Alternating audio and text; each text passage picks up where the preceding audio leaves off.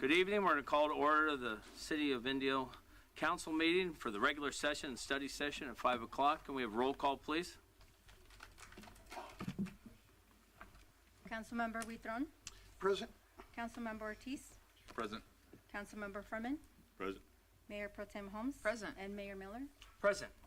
At this time, we'll do our invocation. We have Pastor Nate from Destiny Church. If he could come up, if you'd like to rise with me, please. And then after that, we have a very special person that's going to do our Pledge of Allegiance.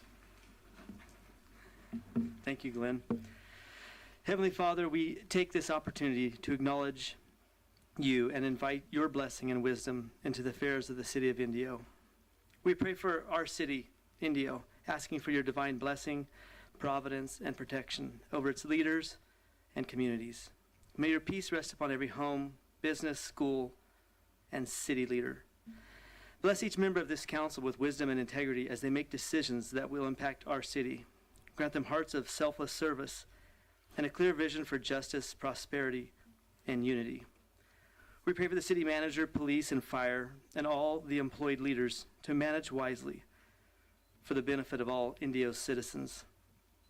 Lord, may Indio be a place of hope and opportunity, strengthen its economy, support local business, and provide for those facing hardship.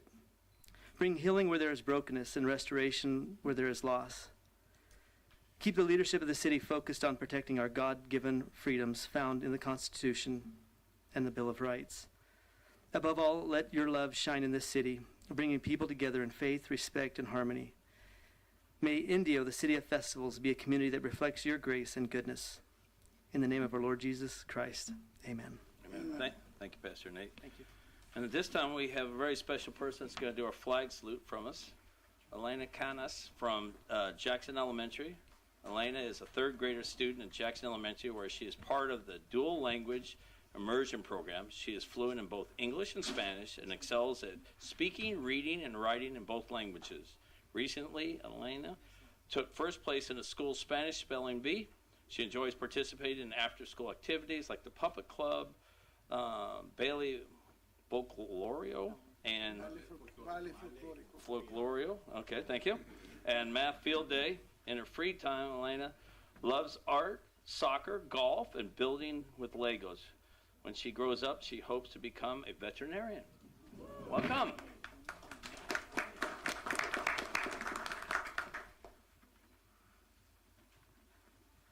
Go ahead. I pledge allegiance to the flag of the United States of America and to the republic for which it stands, one nation, under God, indivisible, with liberty and justice for all. Amen. Thank you. Well, hold on. We've got a little gift bag for you, a little swag bag from the city. Make all your friends at school jealous. Go over here and take a picture.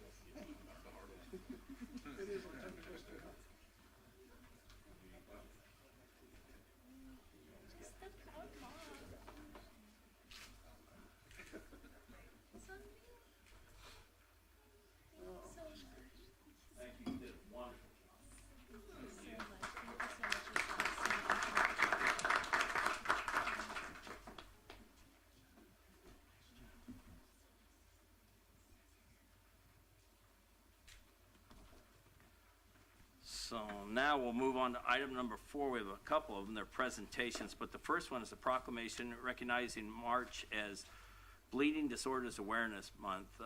And if we could have Mayor Pro Tem come on down with me, and we're going to give a proclamation.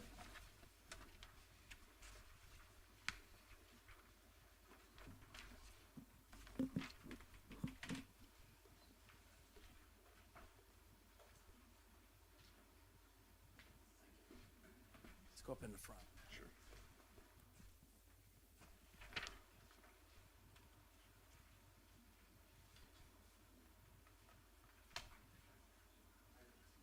Welcome. How are you, young man? Hi, how are you? How are you? Yeah. So we're here in the city of Indio. We try and bring awareness to different opportunities to highlight things that are important to our community. And this is one of them. You know, bleeding disorders is not something that you hear a lot about, but it affects a lot of people, a lot of individuals. And so we wanted to recognize it as for what it does and how these individuals are working towards making sure that this disorder and this issue comes to highlight. But I'm going to let you say a few words first off. And if you guys could, give us a little rundown of why you're here, how you got involved with this, and why it's so important to you, and then we'll give you the proclamation. And introduce yourself. Well, my name's Ivan Giron. I'm 38 years old. I have hemophilia A, which is a blood disorder. We're missing a clotting protein that doesn't allow our blood to clot normally, so we have to infuse or basically inject medication intravenously. This medication is very expensive. We rack up close to $1 million every year in medication costs. So as you know, insurance companies don't like us. You know, we're very expensive and very risky. So they do whatever they can to try and keep us from, approving us to get health care.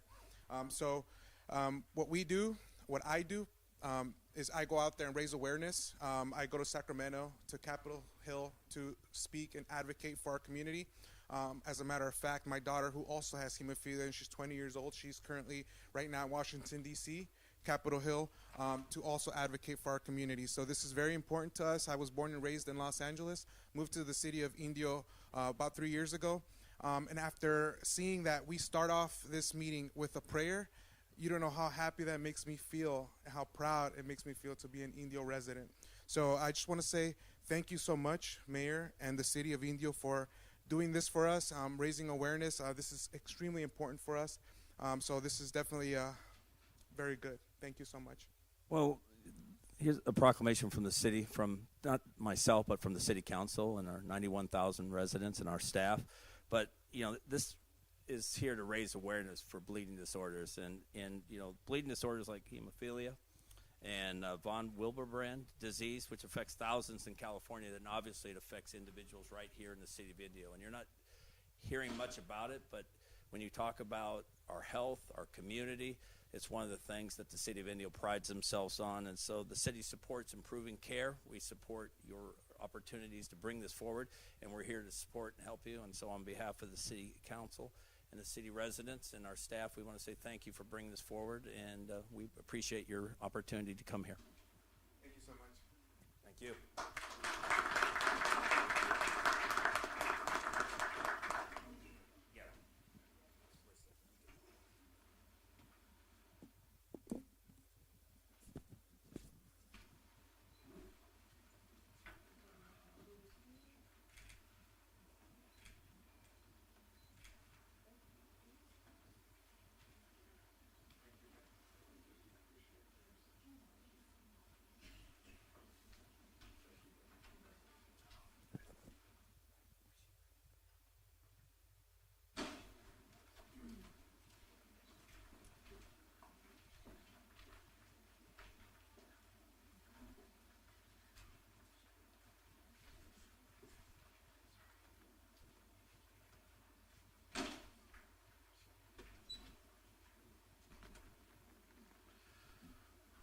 All right, with that, we have quite a few great presentations. Next, we have an update by the Coachella Valley History Museum. Gloria Franz is going to be updating this for us. And if you haven't been to the Coachella Valley History Museum, it's a little gym here in downtown Indio, which is the highlight of the area by Miles Park. And Gloria, thank you for bringing the update to us. Thank you so much for giving us the opportunity to come before you today. Mayor Miller, Mayor Pro Tem Holmes, and City Council members, and of course our staff and all of our fabulous residents that live in Indio and in the surrounding areas. I hope most of you are aware of who the Coachella Valley History Museum is. If you are not, I invite you to please go on the website, take a moment, become a member. Our history is very important, and we're very proud of our history, and we want to continue to share and preserve that with our entire community. So today what I want to do is kind of just bring to the council a little update on the largest project the Coachella Valley History Museum has ever taken on.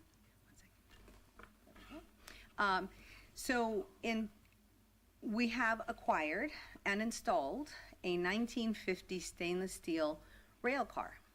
which we are going to convert into a dining and lounge car. We want to share the rich history and passion of the rail and how much rail really meant to the city of Indio, and even us being here. They were part of what we were founded.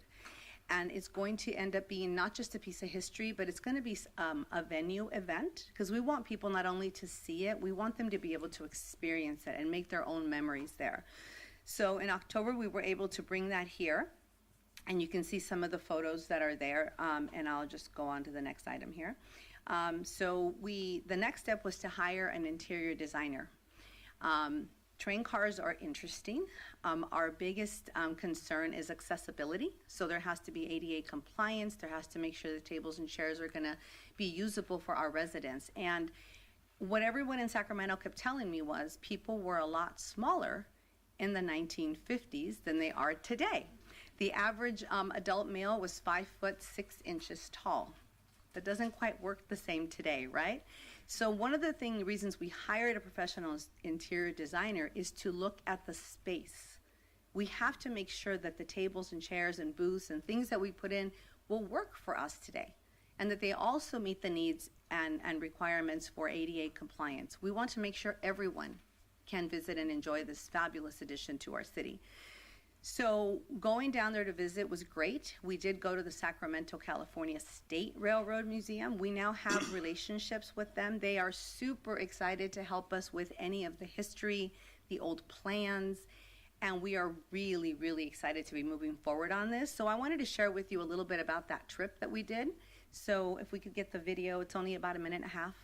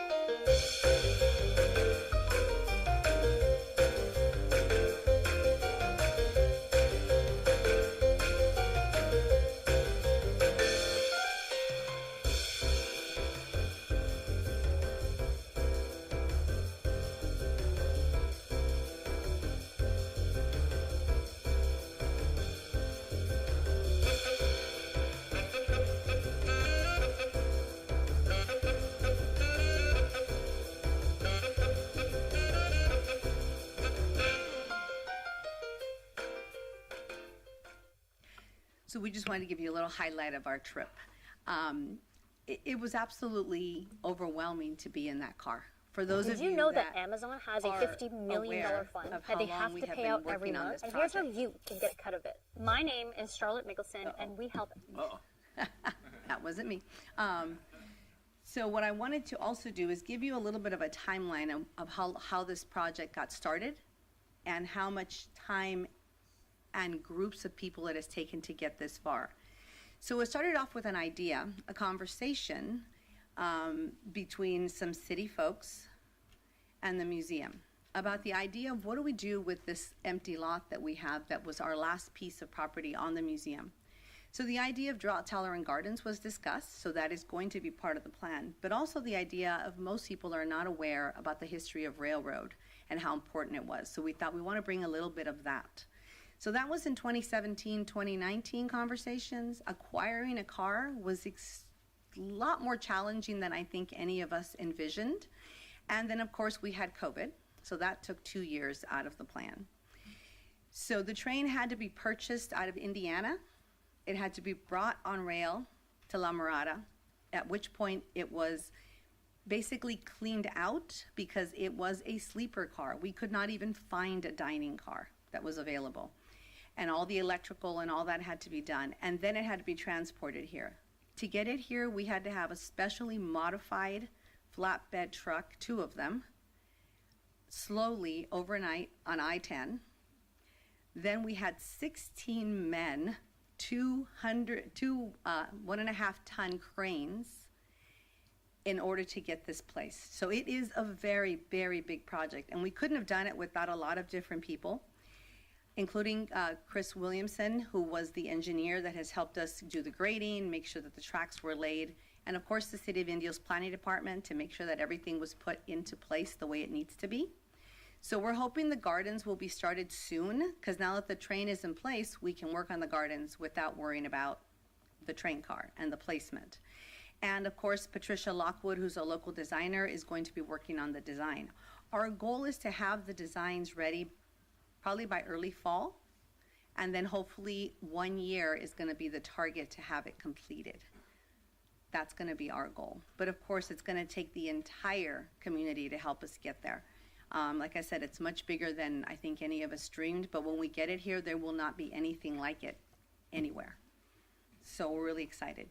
So that's the big project. Then I just wanted to give you a little update on some of the things that we're working on. So we have entered into an outreach partnership with Valley Sanitary District. They have placed an exhibit on our property, so we in turn shared their story with all of our visitors, including 3rd grade students. And they actually submitted the project and received an award from, can I go to the next screen? There we go. An award from the California Water Environment Association, Colorado River Basin section, because of their ability to join forces with the community and share the information. Wanted to let you know that our 3rd grade tours are still highly active. This last year we had 1,930 students come through. We continue to hope to grow that program. Our Junior Historians program is still alive and well, and we can't thank the Anderson Children's Foundation enough for their support, and of course our director and Dr. Priscilla Porter, who created the program. There are some photos there of some of the things the children have been able to do. And then of course our Young at Art program that fills up every year, and we really hope to be able to continue to get more instructors so we can get more students into those programs. Our Day of the Dead event, which celebrates community and remembering our ancestors, entered its 12th year. I can't believe I'm saying that out loud. And we hope to see you at the one this year for our 13th year. I do have a picture of the sponsors. It takes a big village to make that event happen, and I can't thank everybody enough. But most of all, our relationship with the City Council, the city, and our residents is absolutely priceless to us, and we hope we continue to work together. And I also have a list of our board trustees. The museum does run on 90% volunteers. We have almost 2 full-time employees, and everything else is done by volunteers, and we could not do it without them. So if anybody has a few hours in their month, week, or day they'd like to share, please give us a call. But I just wanted to come in and say thank you, and also share, what's coming and where we've been. Are there any questions? Any questions? No? No? Thank you. Thank you for all you do. I'm looking forward to getting a tour of the car myself. I don't know if I was more impressed by the car itself or the 2 crane operators that put that thing in. Yeah. I think I almost had a heart attack that day while they were bringing it. I thought, if we drop this is so bad, right? But the guys were fine on the cranes. I do want to extend an invitation to have the council come out. I know you can't all come at the same time, but maybe we can have 2 or 3 different events, schedule them, have senior staff also come out. We'd love to invite you into the car in its current condition, because it's going to give you a certain sense and feeling for the car, and then as we go forward, you'll be able to really appreciate everything that we are doing. So I'll work with staff to get that on the calendar sooner instead of later. Perfect. Mayor Pro Tem? It'll be a great addition to the downtown. I mean, that's just really going to be a showpiece. So thank you, museum, for taking all that time and energy and having that vision and seeing it through. I really appreciate it. And I'm going to say something the mayor usually says: what can we do to help? Let us know. And I know it starts with that tour, so don't worry, I will have a very nice list for you at the tour. I appreciate it. Thank you. Thank you. Thank you. All righty.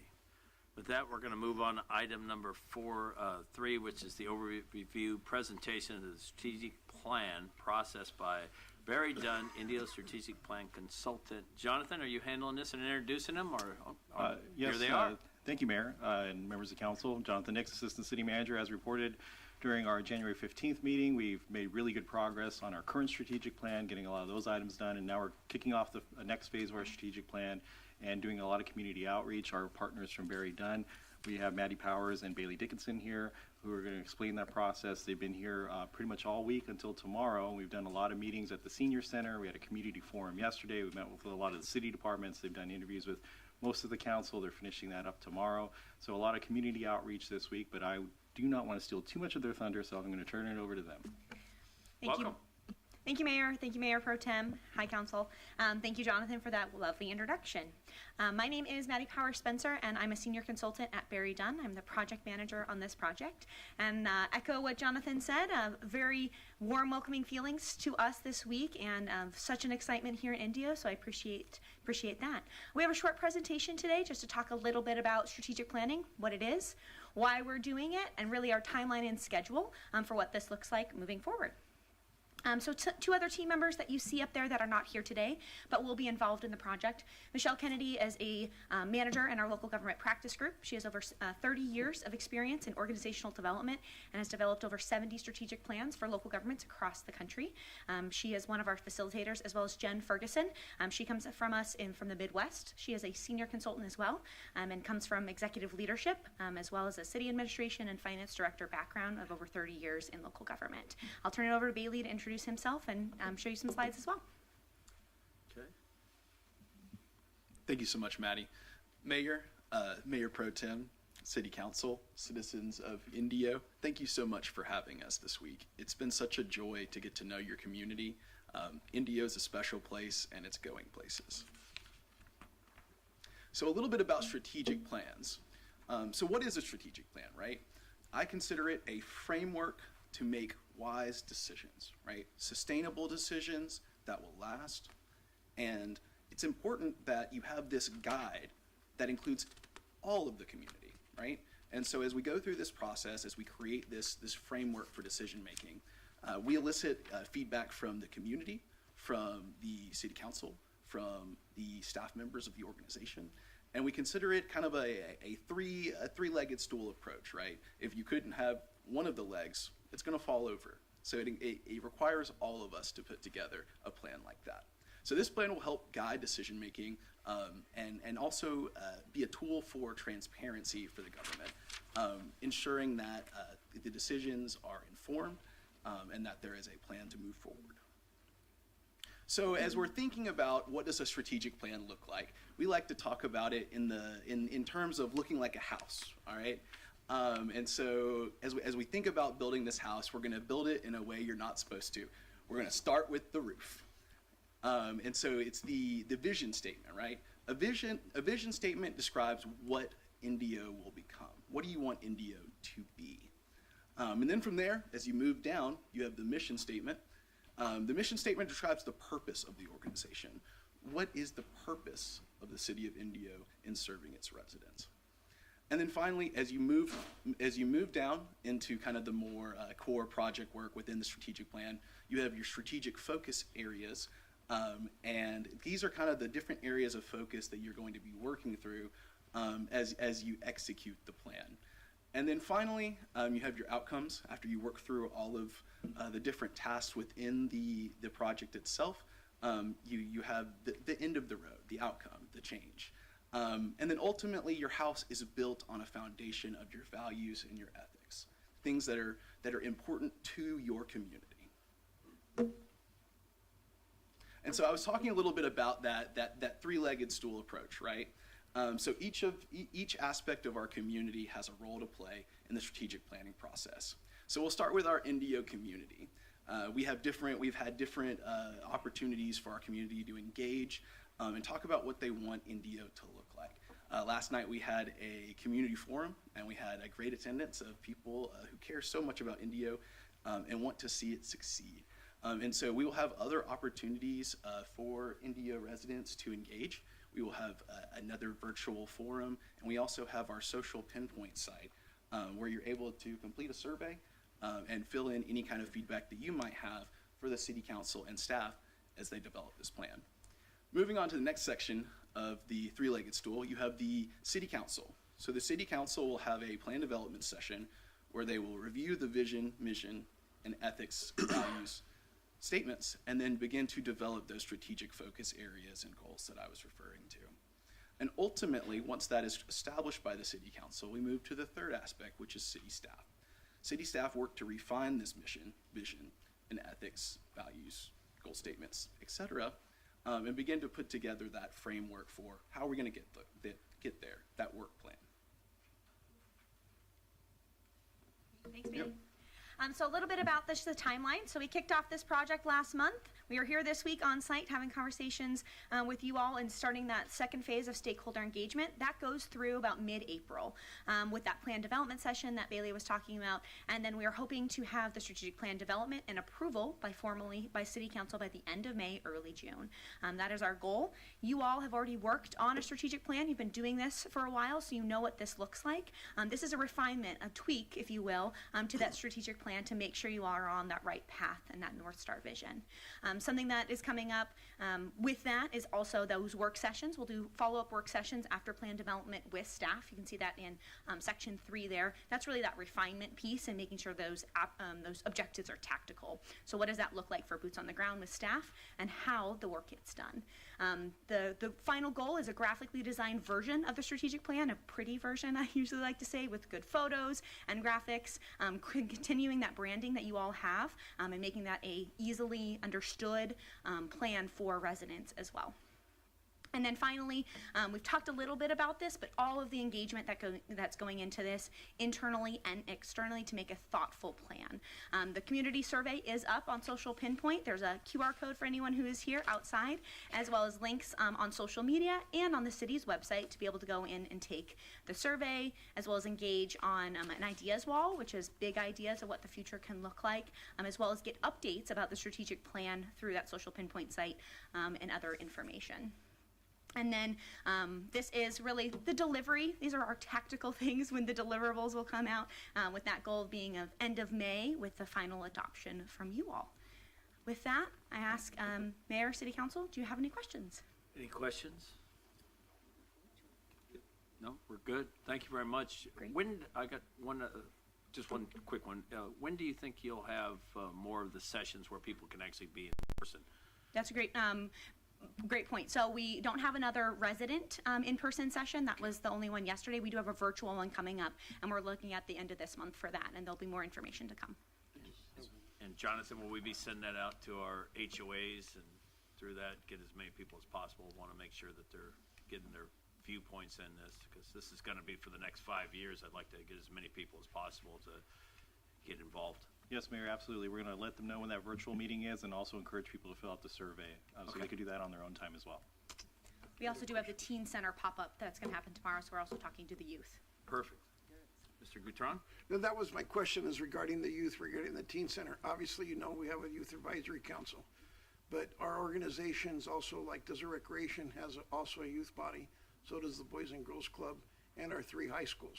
So even though you're going to go to the Teen Center, I don't know if you'll capture everyone, but having experience in dealing with all those areas, you should get a good response from our local teens. Absolutely. Plus the community high school. Okay, thank you, Councilmember. And we can add community college, excuse me. Sorry to interrupt you. We can add those to the stakeholder list too and do some engagement on what that looks like. That'd be great. And Jonathan, if you could make sure all our commissioners from the commissions we have who have stakes in different areas are part of that, at least on the virtual part, so they can put their input into, because since they're planning commissioners and art and public works, working with the murals and everything else, that's going to be a big part of what we're doing also. So. Absolutely, Mayor. Will do. Thank you. Thank you very much. We appreciate your input. With that, we're going to move on to our next item, which is actually the study session to discuss items 1.1, the direction to staff regarding the following 2 items: draft temporary entertainment event ordinance, TEEP ordinance, and 2, draft short-term vacation rental ordinance. Mr. Montgomery, will you be handling this for us, sir? Actually, we'll let Jennifer Mizrahi, our Assistant City Attorney, take the lead, but we have a number of staff members in the audience that may be of assistance while the discussion's taking place, but recognizing that this is a study session, Mayor and Council, we look forward to all of the input, and we're going to be taking, fervous notes. It'll likely be that we'll go back and research a number of the elements and direction you provide to us and then come back. So I hope there's no expectation that, everything will be ready, set to go today. I don't know if that's realistic, but I know Jennifer is well prepared to help guide the discussion. And as a study session, Mayor, your call on when you want to kind of bring the input in, but Jennifer will have the initial presentation. Yeah, if we do the initial presentation, then we can talk among City Council real quick. If we have any questions, then we'll open it up to our community. That's and good. And I agree with you. We're not going to make sausage up here at the dais on trying to figure out this two important issues that have, wide-ranging from economics and also social issues on it. We would need to come back with the ideas and thoughts to make sure that we're making the right decision on both of them, because they both affect not only our community for the quality of life, but also economically and our concerts that we rely on in this city. So we'll have to look at how this affects us overall. So Jennifer, please. Thank you very much, Mayor and members of council. So the item that you have before you this evening is twofold. One is the temporary use permit kind of draft ordinance. And again, this is really to get the conversation started. And the next one is the short-term vacation rental ordinance with some updates on those. Basically, I pretty much sat down with staff and drafted a pretty comprehensive TUP ordinance. It is quite long, quite cumbersome. It has several aspects in it. I'm not going to go over all of them unless the mayor and city council would like me to do that. But basically, what we tried to do is try to draft it in a way where to ensure that these events could be conducted in a way where they're kind of minimal impact for residents, but yet at the same time allow the events actually to take place. So it was kind of trying to find that middle balance ground. And just to be clear, the ordinance that you have before you is not just for residential zones. It really is citywide. This is kind of a citywide program, citywide temporary use permit application process for these kinds of events. But we do know that there special considerations kind of need to be made, I think, maybe with respect to the residential element of it.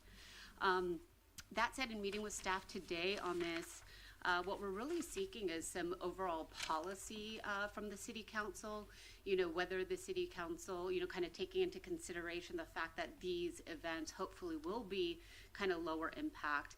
The fact that we know that the city of Indio kind of encourages festivals, encourages music venues, and really trying to balance all of that for our residents and also for the city of Indio itself. In drafting it, we took into consideration certain exceptions to a TUP for small family gatherings. There's an entire list of exceptions. I'm happy to go through them, but I assume also that the council and the residents read that. Operational requirements, application requirements, frequency and duration. We really tried to make it a comprehensive program, again, to ensure that that we were kind of doing this responsibly.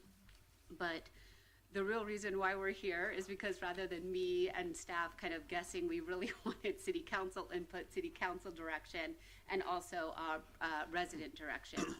To let the city council know as well, there were various notices that did go out to stakeholders in the community starting back in November, seeking input. We wanted to make sure that stakeholders were involved and talking with them as well. And with that, the direction we're seeking really is some overall general policy considerations. If we do go this route, what do we do with zoning? What do we do with, do we do something as an annual permit, as a per item permit? Those kinds of discussions to kind of hash out what the city wants, and also hopefully get together as well with the stakeholders and residents in the community to find a balance. So with that, that's my presentation. I'm happy to go through the ordinance if that's something that council would like. If you want me to, but it is in your packet. If you have questions on the draft ordinance, again, it's really kind of seeking direction from council. And with that, that is with respect to the temporary use permit ordinance. I will stop there, and maybe we could discuss that one first, and then we can move on to the STVRs, but I will leave that up to you. Okay. Well, what's the pleasure of the council?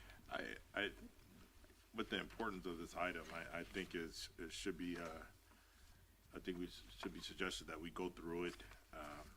It's a lot to read, and for some folks, they may not, have the time to read it.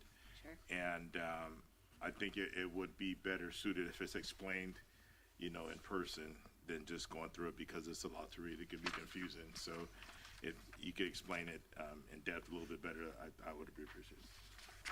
Everybody okay? Oscar? Mr. Ortiz? Yeah, and maybe like a summarized version of part it. of it, yeah. No, I want every word. Well, I figured it was summarized. No, but the other thing that I would want to see is if you guys have a summary of what you or all of staff is hearing from the residents, the complaints that have been coming in over the years. What are those focuses that we see? I know what we've heard, certain things, but staff might have heard different problems. So if we can have an overview of some of those issues from staff, or I think how do we get here? Right. Let's explain how we got here and how do we move forward, but a summary of what some of the key changes would be or proposed. Yeah. So I agree. And we're good taking them item by item, one at a time? Yes. And so with the people that are speaking that have a request to speak, you might want to wait until we do both of them, unless you really have a burning desire to talk on one, because if not, and you're speaking of it, you don't have the other information. So we should probably take the second one, and then let the community come up and speak, because they might have two different views on it, on each one. So, do we want to separate the public comments for the two items? well, they have most of them there together. I guess we could, but a lot of them put both of them on there. Gotcha. And that stuff. So, Well, I think it's important to know that it is two topics. yes. Yeah. It's temporary use permits and it's STRs. Correct. Not everything's commingled, and it's fair to the residents to understand that. Yeah. And if they wish to take one that's already been submitted, please clarify it to the mayor so we can give ample time for all the residents that are present that have a voice to say something. It is important to all of us, and it's a process of patience and clarity, and come up with something that benefits the city of Indio. So, Can we get a summary? Sure. So with that, I'll summarize the ordinance. And I'm pretty much going to go through what's in the staff report, and then should there be any questions in particular, we could kind of pinpoint, because it is kind of comprehensive. Again, this was made to be comprehensive so as to really provide a good scheme moving forward. So the general rule that we have is pretty much any person maintaining some kind of entertainment event really does need to get a permit. That's the general rule. And then there are several exceptions to that rule for small private gatherings, for neighborhood block parties, and again, all these are defined.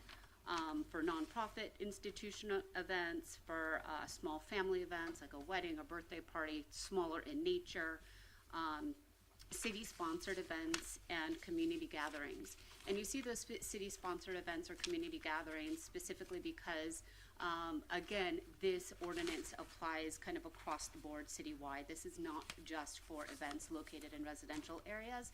It's also for events located in commercial and pretty much all areas of the city. So that we did build in exceptions to the need for a permit. Obviously, we wouldn't want somebody having, 40 kids over for a birthday party to get a permit, obviously. So then there's a whole bunch of application requirements.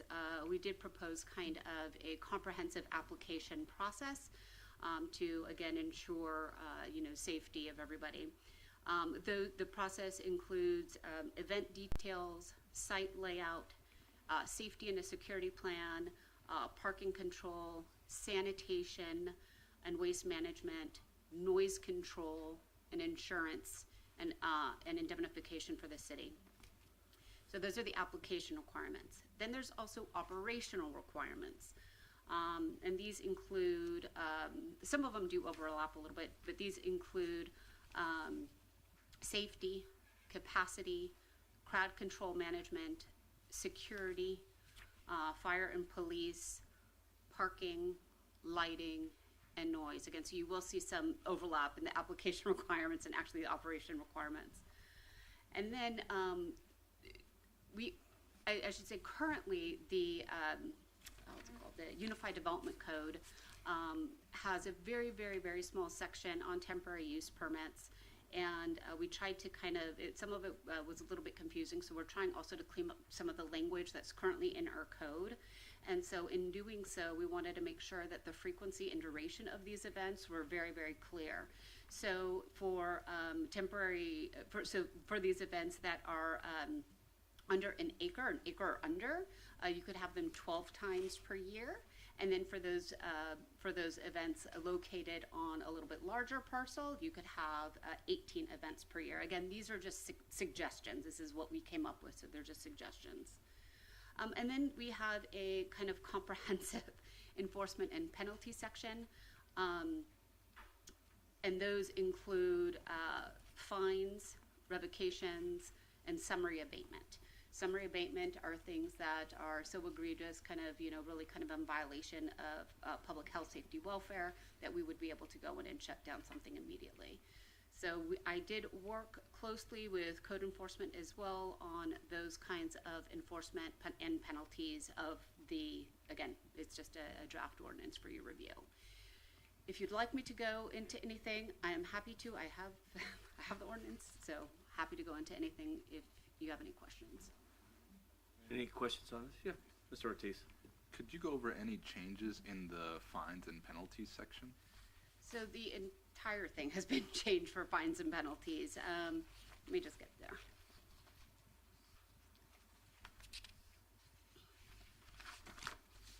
Okay.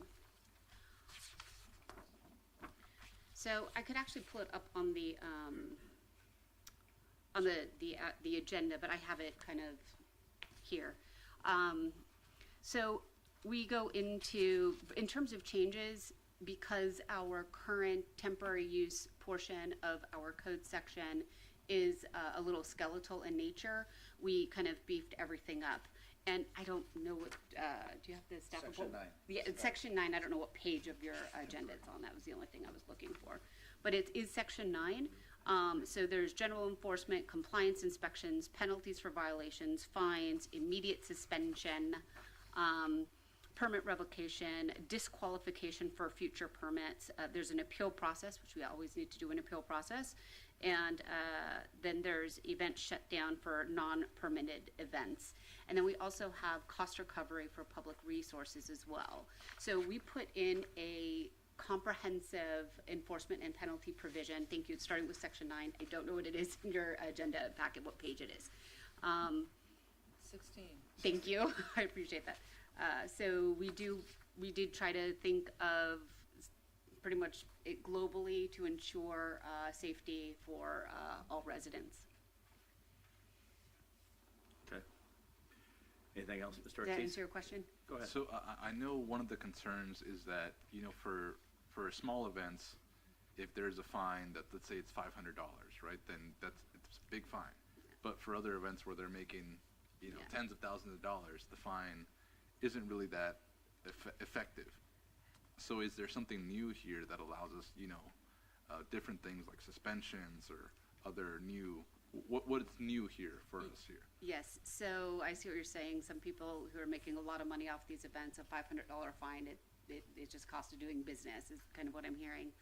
What we have here is we do have the summary suspension, and if something is, again, very kind of egregious in violation, we could shut down the actual event.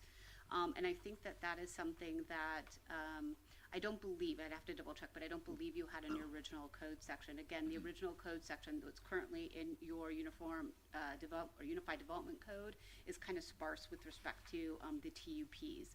So towards number 6, so in that section 9C6, C as in Charlie 6, so we do have event shutdown for non-permitted events. So there, we did try to think of that. Sorry, aside from the event shutdowns, is there something that can prevent us from future events? Like, let's say, if you violated this 3 times, then there's a suspense of your license for a certain amount of time. So we also have, we also put in grounds for denial. And grounds for denial, I believe, I'd have to get it. We did as a grounds for denial is, you know, if you were found in violation of the municipal code or something like that, that could be grounds for denial for a future event. Let me double check that real quick, but I'm almost positive I put something like that in. And if I didn't, we'll put it in. Yeah. Section 4, properties or applicants found to be in violation of this ordinance on multiple occasions or with any TUP revocation may be disqualified from obtaining future permits for a period determined by the city, up to and including a 2-year suspension of permitting privileges. And there's also under section 7, there are the grounds for denial. Yeah. Yeah, okay, great. I have to. Mr. Ortiz? Mr. Gatron, anything? No, I'm still saving my comments until I hear from the public besides what we have here. All right, so I pretty much think I've got these separated based on what it is, so if there's no more questions, then I'll bring them up, and if one of you wants to speak on short-term rentals also, or decide that that's what you are, but most of you put TUP if it was on here. So I'm gonna go through, and if I get one of the names wrong, please forgive me. Some of the writing is not in the best, and so it's kind of difficult, but Richard Zizian? Zizian, okay. Thank you, sir. Not the ones that have been in the news lately. I apologize. No problem. Thank you. Jennifer, thank you for inviting me. I almost had to laugh. She says, I'm inviting stakeholders. Well, my position from when I was here last year speaking to you to today, I'm now being sued for $4.8 million by a permit holder because I talked to you, because I made recommendations to Mr. Montgomery, because I presented presentations and research to the city on permits and TUPs. I've been sued, Mr. Mahaney has been sued, and Ms. Sanders has been sued. They had to settle because $20,000 of legal expenses they couldn't handle anymore. I'm not going to settle. My settlement offer was I can't call the police for 2 hours when I have an event happening that bothers my home and my peace and enjoyment, plus pay his legal fees. That's not going to happen. But for doing nothing but talking and using my civil rights and speaking to you and working with Ben, working with Mr. Montgomery, working with the police department, making recommendations on how we can improve the situation, I'm sued. So the first thing you need to do is something that you said to me very important, Mr. Montgomery. You said getting a permit is a privilege, it's not a right. And these people that have these privileges to run these commercial businesses in residential zones are suing people now because they feel privileged. So if you have to put one thing in your new ordinances, anybody who gets a permit waives their right to sue a citizen that makes a legitimate complaint to the city about their activity. That's critical. I don't know how much my legal fees are going to be done by the time I'm done, but I have to win this case for this reason. It's unfair. We're simply talking to the city and the city government about we have a unique situation. I understand that. Trilogy Polo Club is it's embroiled in a litigation, the HOA with the enclave that has 9 lots. Those 9 lots, 7 of those lots have pulled TUP or short-term rental permits. 75% of that neighborhood is running commercial businesses. There's 1 home that has a residence. My home in particular has to take the onslaught of everybody coming out of those activities. That's why I came to the city council in the first place. After the Diplo event, where we had people racing Ferraris down the street, doing figure eights in front of my house, a girl hitting the curb, almost putting her car into my dining room, I came to the city and said, why does this happen? We're living in a retirement community. We have 1,000 homeowners, 2,000 retirees. How can you allow this to happen? So the first question, I think, to the city, other than making sure that we can't be sued for simply bringing up our civil rights, number 2 is what's the difference between a residence and a business? You've created a new class of business. You have a structure. It looks like a home, but nobody lives there. Nobody was ever intended to live there. It pulls permits. You can go online. You can rent that home 365 days a year for whatever they're charging. It never returns to a residence. It says single-family residence in the zoning, but it's not. Why can't I put an auto parts store there or a movie theater in there? It meets all the qualifications, open 100% of the time, 365, 24/7, to run a business. And that's at the stake of the families that have to live around and put up with that. Now, what do some communities do? They add one word: owner-occupied single-family residence for a short-term rental, which was the intent of short-term rentals in the first place.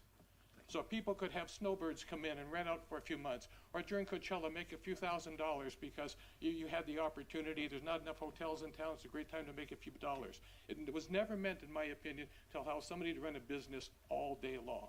Mr. Zizian, could you finish up if you could, please? Your time's up. Sure. Reality. You folks make $20 million a year off of fees and permits and revenue. You're not going to change it. But you have to change it so we can live in this community and live with what you have. And not all things are equal. What you do for the rest of the, as Jennifer said, some of these permits were fine. But you folks have the audacity to approve a 4,000 person a day permit to a non-owner to have, for 12 days, 4,000 people come through my neighborhood. Mr. Zizian. That's unconscionable. Thank you. Thank you. Cliff Charles?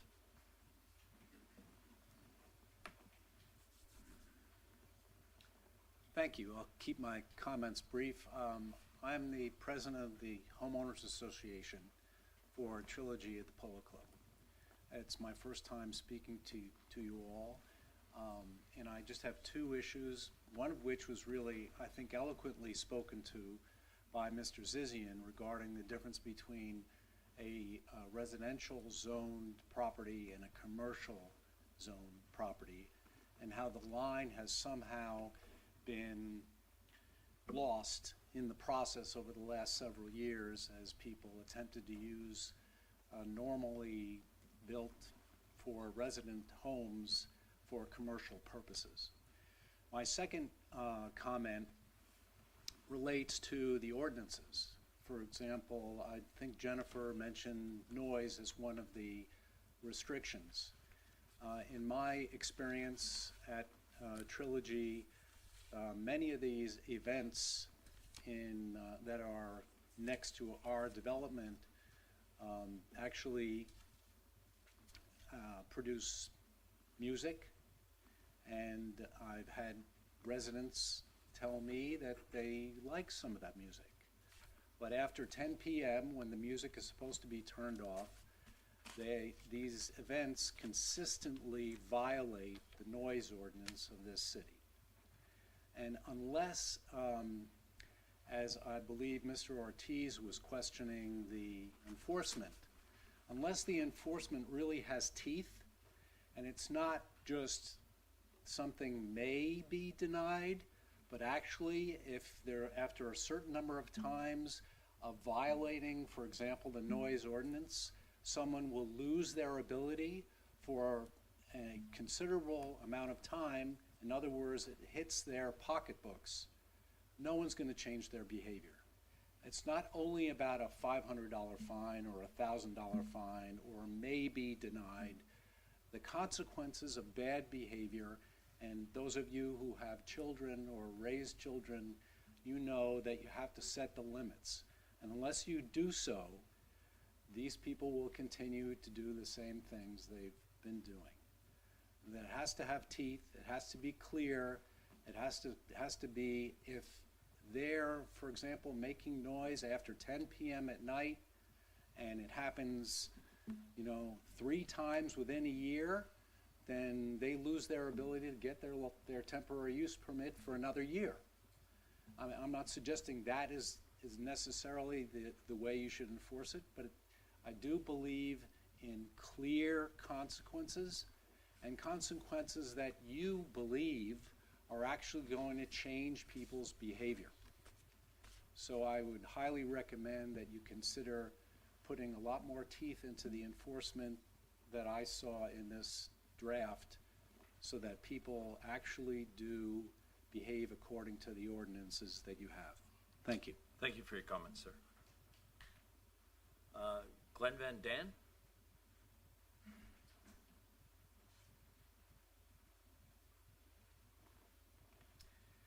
Hello, Mayor Miller, council members, Ms. Masrasi. We've been hosting events for many years at our estate, and we've been actually working on this project for quite some time. I was working with Mr. Snyder and Mrs. Kendra Reef before they had left on actually trying to work through a new permitting process that was actually a little easier. So I know one of the things that we're concerned about is we would like things to not be in generally more restrictive, and especially for those who've done a good job and been selective and conscientious on how they're operating their properties. We do have a unique property. It's a very, I think, a nice property, but we're very selective on use. We have little to no neighbors.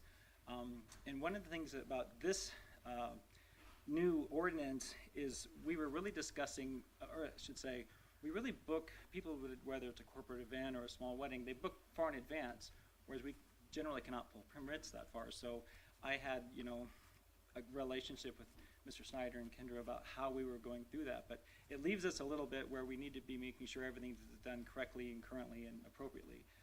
But one thing, I know this is early in this phase of renewing, reorganizing how these permits are going to be seen, but really there should be maybe like the airports have global entry. People can go quickly through because they've been doing they have a clear record, no problems.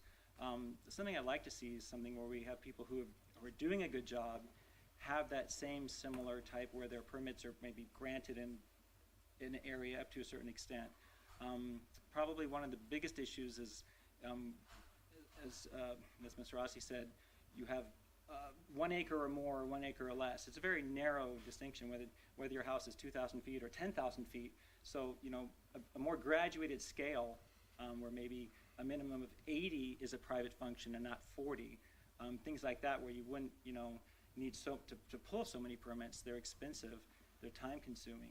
Those are the things that we've been discussing since at least 12 or 14 months ago. And so I just would like to say we'd like to work with the city. I think we offer a service to the city. We really don't have a large resort in Indio, La Quinta, the Marriott, these other Palm Desert. And so we like to do things well, and we like to continue to do that with the city, collaborating and partnering.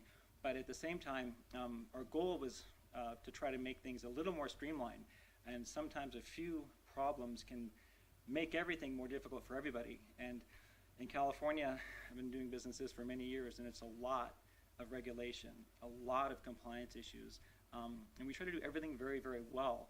And I'm just hopeful that we can do something where those who do that well can do it easier, and then you can maybe focus on those that are having more issues in that regard. So I appreciate your time and look forward to working with you.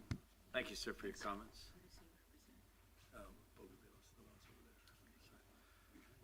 Yeah, and so Jennifer and Brian, when they're done, maybe you can respond to some of these, you know, to clarify when we're done, you know, because, you know, some of the comments are being made based on their ideas and thoughts. I'm not saying they're right or wrong, but, you know, the temporary use permit is just not about the one house in the one spot. There's many locations that don't have any issues.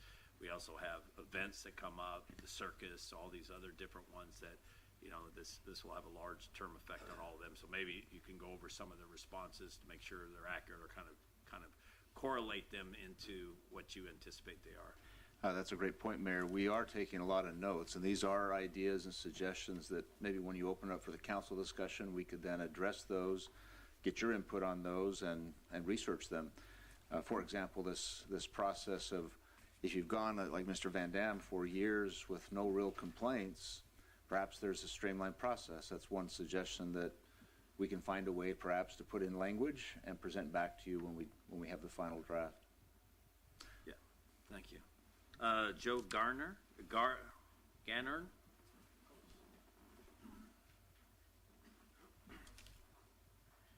Thank you, Mayor.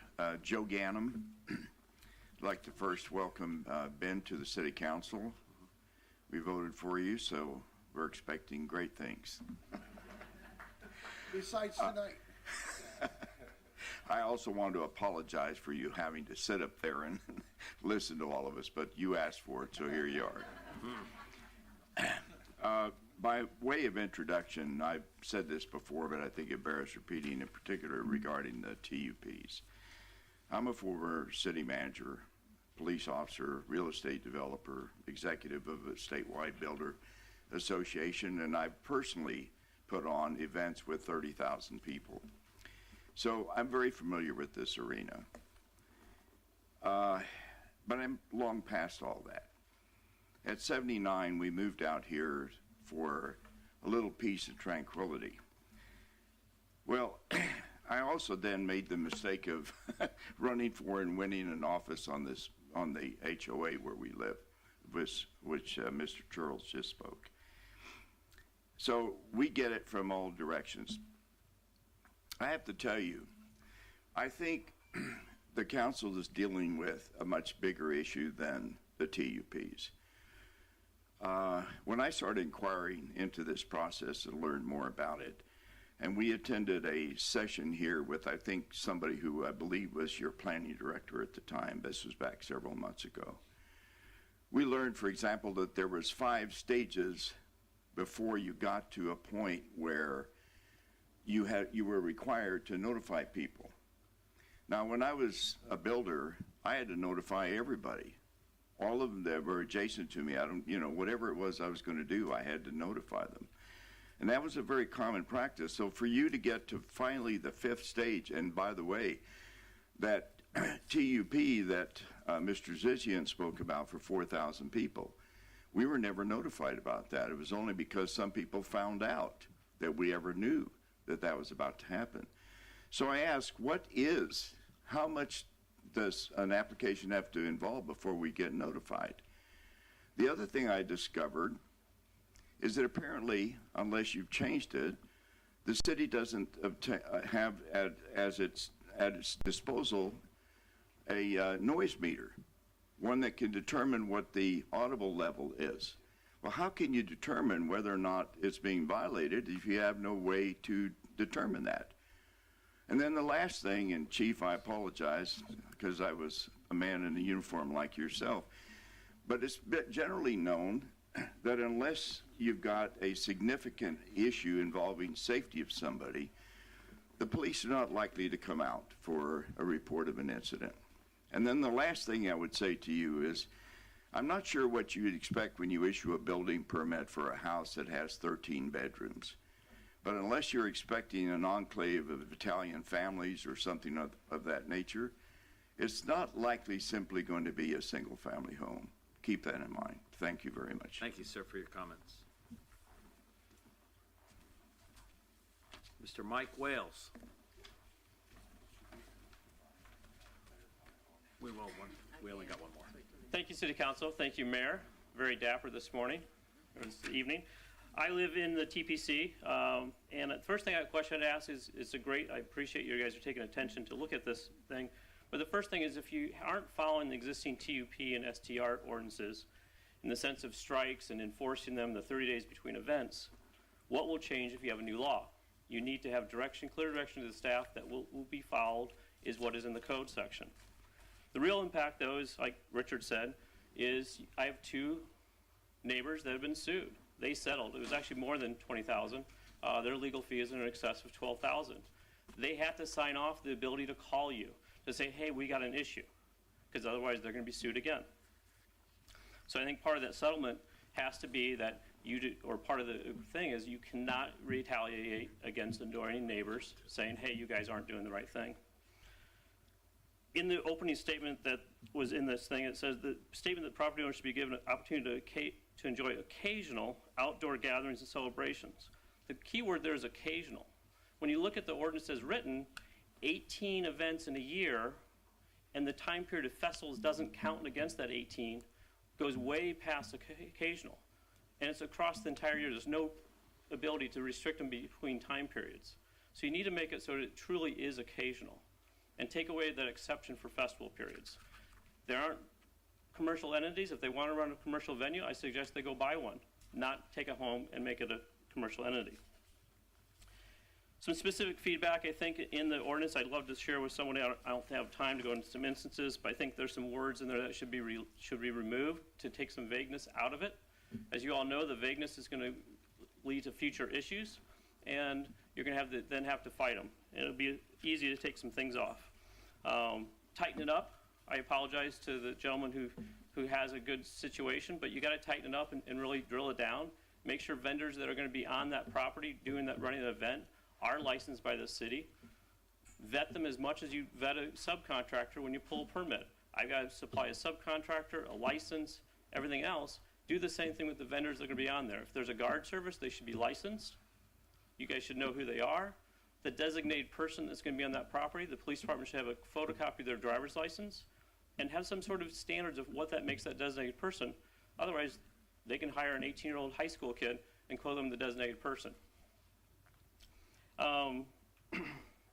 Tear down time is, you need to make sure that the events are not impacting neighbors. So when the event is over and they're tearing down with forklifts and large pieces of equipment and those dreaded backup beeping noises from those large trucks, that will disturb the entire neighborhood around that area. So I've got many other comments I'd like to share with somebody, but time is up, and I thank you for this evening. Thank you, Mr. Wales. Is there anybody, yeah, if Mike, if you'd like to give that to our clerk, if you wanted, that we can have that passed out and entered into record, if you'd like. If you'd like, is there anybody, okay, thank you, Mike. Is there anybody else other than you, sir, that'd like to talk about temporary entertainment permits? Sir, you can come up and then please fill out a form when you're done. Oh, goodness. Who's it? My name's Miles Warner. Oh, Some Miles of you Warner. know me. Oh, you're on both. Okay. Yeah, Yes, sir. I think I'm just going to speak to the TUPs. There's so much misinformation here. There's so much misinformation. It's hard to listen to. So I had no plan of talking about the specifics of the situation I'm in because I think it's, I just don't think it's the business of this body. But I think given that these things have been said, I think I should sort of write some of the things that were said. The first thing is, I own the Zendo Estate, which is one of the big properties that the Trilogy Polo Club is complaining about. The first thing that I will say is that we have never gone past 10 o'clock with a TUP. Not once. We never have. But there is this kind of rumor mill within their community that tells them that that's what we're doing. And because it's the desert and sound travels, and we are adjacent to the polo fields, which can go till 11 or whatever their development permit allows them to do, they assign those things to us. And they call the police and they say, there's a big party at the Zenda Estate. And then the police show up and they say, hey guys, and we say, hey guys, and they leave because we're not having a party. The number of times that has happened, I can't tell you. And yet the rumors continue. So yes, we said if you're going to call the police, just call us first. Yes, we said 2 hours, but we said reach out to us so that we can at least tell you it's not us. So that you're not calling the police over and over and over again. If you look at the police records, there is a neighborhood campaign to call the police anytime anything happens.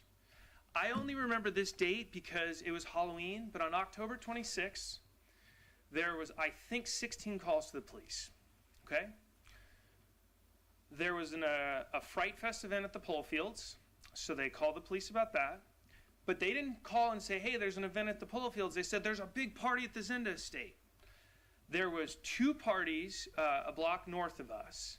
And then there was a live band within the Trilogy Polo Club. Nobody called the police on any of those people. They called the police on us. Because there is an organized, like an ongoing belief that if there is sound being made, if someone's having a party, it must be us. And this happens over and over and over again. And yet we never get fines because we haven't done anything. There was one party when I first bought the house, and that's what he's talking about. We didn't get a TUP for that because it was during Coachella and they threw an illegal party. And I wasn't managing the house. I had hired a manager, and that person got fired. There's a lot. This is unfortunate because there's a lot of allegations that are made, and I understand I'm out of time. This was not my intention, but I think it's really important that you guys understand that. that there's a lot of confusion here. For example, we didn't sue them because of what they're saying. We sued them because we have an easement. This is about an easement. None of them understand that because none of them have actually read the agreement. If you could finish up, Mr. Warner, that'd be, please finish, and then if you could. Okay. This is the city of festivals. Everybody who lives here is moving next to the bomb factory. These people at Trilogy have decided they want to live next to the largest music festival in the world, in a place that has events 12 months a year. And they are unhappy about it. If we are not a city that is going to allow people, young people, to get married and have magical events, if we're not a city that's going to encourage people to come out here and experience the natural beauty of this space, then we can't be the city of festivals. Thank you, Mr. Warner. Thank Comments. Now, is there anybody else that is looking to speak on TEP? Yes, ma'am. Have you already filled out a form? I haven't. If you could fill it out at the end, that would be great. Thank you, ma'am. And if you could at least state your name. Hi, I'm Cheryl Harries. I live on Zenda Drive next door to Mr. Miles' estate. And I want to just say that this is exaggerated. They don't go past 10 o'clock. And I can't tell you how many times there's been no party in our neighborhood. I see police officers come out, and I come out concerned what's going on because there's no party. It's like, what's going on? Why are you here? And they say there was reports of parties, and they've been out several times. This happens constantly. And I just wanted to let you know that I don't rent my home. I've never had any, I don't have any intentions of renting my home, but this is very exaggerated. Like I said, I'm next door to the Zenda estate and adjacent to all the other homes in there. I've lived there 22 years, and I've seen our neighborhood progress into much nicer things than when we first built our home. And I have no problem with it. I just wanted to back up what Mr. Warner said. Thank you. Thank you for your comments, ma'am. With that, Mr. Montgomery or Jennifer, how would you like to respond to a couple of these things? Obviously, Mr. Ortiz had a couple questions about a couple of them. You can ask, and if anybody has a specific one, we can do that. If not, you can go over general of what you see and what you heard. Maybe between the two of us, we'll make a few comments, and then we'll let you give us the guidance. But going back to some of the notes, there is something I'm sure Jennifer will address, and she has a very unique idea that needs a little bit more further research. But is this a commercial property? Is it a residential property? How do we find the balance that she refers to? So that was addressed by some of the comments that these are unique properties. There's no doubt about it. Indio is a unique community, and we do not have the resorts that other communities have. And so there is an idea that we have that would be a new zoning classification that would be something that we could consider and research that would have sets of conditions and enforcement provisions and so forth. I'll not steal all of her thunder on that idea. The fact that there are small events that happen at my home and everywhere, it's not going to be a perfect number. Currently, we talk about 40. It was mentioned perhaps that should be more like 80. You know, that's difficult to assess, but if you had some guidance on that, how small of a party should not require a permit? That could be some good guidance. This concept, as I mentioned before, if we have some good behavior, no matter what's set up in the ordinance you approve, is there a way to provide incentive for the good behavior? And then conversely, when there is bad behavior, how can we be very brisk, abrupt, and direct to make sure that that behavior doesn't occur again? So your guidance on that. There was a mention about a decibel meter, and that is common in some cities. Our noise ordinance may need to be something that's addressed. We use a different standard, but that's something that was mentioned. This idea of the number of events during the year, the idea that occasional events we all have in our neighborhoods, is that number 12? Is it 18? Is it 24? Do we include the festival time frame or not?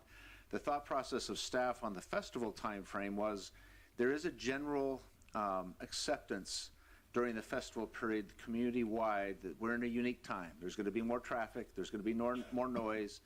So not including those in the numbers seem to make sense to us, but we'd love to get your input on that. Limiting the number may certainly restrict their ability to have these events that bring people into the community, the people in the community that spend money, that do the things that we, as the City of Festivals, encourage. We very much like the idea, and I'm not sure how clear we are, that as part of any permit process, the vendors, the security, that they confirm a licensure. I think that's an excellent suggestion, and that we make sure that people that are to behave well, we have a recourse with them through some sort of licensure, as we do with subcontractors, for example, at a home. Notifications, unique to this site, some notifications were going to the HOA board, but that doesn't mean they were going to all of the residents. In the draft ordinance, there is some notification provisions, but if you have some guidance on that. My last point before I turn a little bit of time over to Jennifer is this idea of whether you should have an annual permit that allows 18 or 20 or 5, or should we have every event rather, require a permit? The reason I mention that is because those notifications are fairly significant. If someone's having an event 3 or 4 times a month, and having to pull a permit every separate time, that notification process is pretty significant. However, if there's a year-long process, much like the draft ordinance proposes, we've notified everybody there may be up to 18, and these are the type of events, this is how late they would go. We have used 10 p.m. as a standard on how late they go. If that's something you'd like to modify, that could be something that could be massaged. But this idea of whether there should be a permit for every event, every 6 months, every year. With Mr. Van Dam, for example, I believe we're at a year, and there's just conditions of approval for whatever he has during that year, which again is somewhat like the draft ordinance.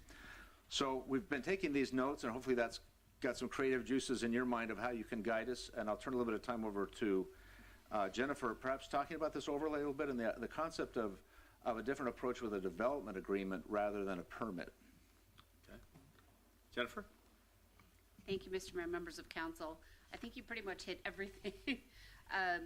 So a little earlier today, we were actually talking staff, seeing if maybe we do, again, just something for council to consider, a potential zoning overlay to, if the council so desires, to have these kinds of permits in specific areas, and in that overlay zone to actually have, as a possible way, not necessarily, conditional use permit or something like that, but possibly a development agreement with very strict standards actually within the development agreement, in addition to what is in an ordinance. But this way, the development agreement, there could be some kind of monetary benefit to the city with the development agreement, and there's a term, the development agreement is good for 1 year, 2 year, 5 years, I don't know. It's just a concept that we were thinking about that could be a way to kind of balance both the desire for these kinds of events, yet the public safety, health and welfare of the residents. So we were just literally spitballing this afternoon about something like that. But other than that, I think you pretty much hit everything. That's all that I had in my notes. I don't know if we missed anything. That's all I had. Okay, Jennifer, thank you. We'll kick this around. I mean, this is technically, we're talking about one location. I mean, when you talk about it, I mean, we're not hearing too much about any of the other places. Yes, here and there occasionally, but it really is about this property that's next to the trilogy is basically what we're doing. So we're changing the ordinance basically. If we do or decide to make different changes, yes, it'll have an overlapping effect on it, but it really won't affect many people. But it has an effect on this property or this area. City manager, I mean, which one was there first? Was it the properties or was it trilogy? I mean, it's kind of like the Polo Grounds. We tell everybody that's there that the Polo Grounds is a property that has all these different events to it. It's got a development agreement. It does have a different set of rules, But we told them when they did the CCR, so I remember when we did the Trilogy Polo Club, we told them to make sure they understood that there was going to be times when the roads were blocked, that where there was there, did they understand that they would be going into an area that had a concert venue or a venue that would have multiple large events at a time. And so, you know, I anticipate that these properties were there first, the ones that are out on this Zenda Drive. That's my understanding. I'm fairly new still to the community, but was mentioned as an easement. So because those lots and homes were there first, there needed to be secured access, and that was negotiated prior to, I think, any homes being built in Trilogy, or very few. Okay. And that is the access to this specific Zenda Estates right now that has some element of controversy. Okay. But as you stated, Mayor, it's because those lots were there prior to the larger subdivision happening. Yeah. Okay. Well, let me help with that. John? So the properties that you're talking about, they definitely were there before the other development was there. I remember the first development when it came forth, those properties were already there. That whole area was an agricultural area at one time, but it was desert after a while. So those properties were there. We did talk about it. There was some recommendations done at the time. I was representing the police department at the Planning Commission, and we talked about what it would look for the future. Time moved on. The first developer unfortunately died during the recession, and then Shea Homes came in and started building. We knew there would be challenges because of the uniqueness of that access road. It was approved, and here we are today. I think we just obviously need to do our best to fix the concerns that residents have, work with the developers, the property owners in Zenda, but at the end of the day, we're going to have rules. I do not know what those rules would look like because we still need to look at it. But no one's leaving. And I guarantee you the people south of you in the cemetery are never going to leave. So, and they're probably the quietest people in there, and I have 24 relatives laid to rest there. So we have to understand that we as the body here have to work in the best interest of everybody in this room. Yep. And I know it's hard to say we have to make everybody happy, but we're going to do our best to find a balance here. And trust us to work this. We've heard from you. We're going to have to evaluate that. And I think everybody here wants to do the best that we can. So I do have some strong recommendations and stuff that I will be discussing. Things that I've heard all day because I've gotten calls from residents, I've gotten calls from property owners, and I'm just looking for the fairness. Now, for the comment that was made earlier, I don't feel one bit of I'm sad to be here. I'm proud to be here. So I'm committed to doing my part just like the rest of my council members are. So don't walk away like we don't care. We're listening. Bring your concerns. I applaud you for how you came up to that podium and expressed yourself respectfully, because you are residents and business owners of this community. And we have to do that. We have to be the one city that can work together, because we have a lot going for us. Thank you. Thank you, Mr. John. We'll work our way this way. Mr. Ortiz, why don't you have any questions, comments, concerns?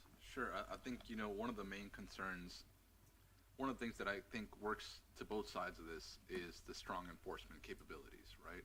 And if we're adding those new provisions in here that will allow us to provide suspensions, and then the police can tell us, right? Code enforcement can tell us, are they violating these rules? If they are, then we throw in the enforcement.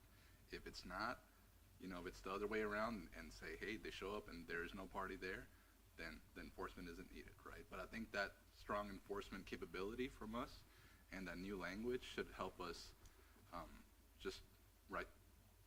go the right direction here. Are you in favor of year permit? Are you talking DDA agreement? Because, we're talking a small group of houses that actually have these kind of quality issues that are going to come because they're large properties. If we're you're not going to have quite a few. You're not talking a neighborhood house. You're talking more of the other ones. I think if we're not seeing this issue throughout the rest of the community, I'm not sure if that's completely necessary, but open to hearing you guys'. Okay. Mr. Furman? Thank you, Mr. Mayor. For one, I think 10 p.m. is fine for a time if everybody's following those rules. I mean, relatively speaking, in our community, 10 p.m. is kind of early. I'm not even out of the house at 10 yet. So, but what I'd like to see is, if I know our code enforcement is here, what does code enforcement have to say? What are the issues code enforcement is saying? And the reason why I say that is because sometimes if we make some rule adjustments to an ordinance, one size doesn't fit all, and it may be an overlay. I mean, we have some things we talk about, the festivals, right? The festivals on that side of town, they may not affect the north side of town where I live at, so there might be some more leniency over there. But, I don't want to move so quickly to enact the ordinance because we have an issue with one property. I hate to see folks be sued. I like to see people come to the table and be very diplomatic, whether it's HOA, the residents, or the property owners. I think we could get there because at the end of the day, I hate to sound cliche and repeat it. This is the city of festivals, and that's something that we ask to be welcome here.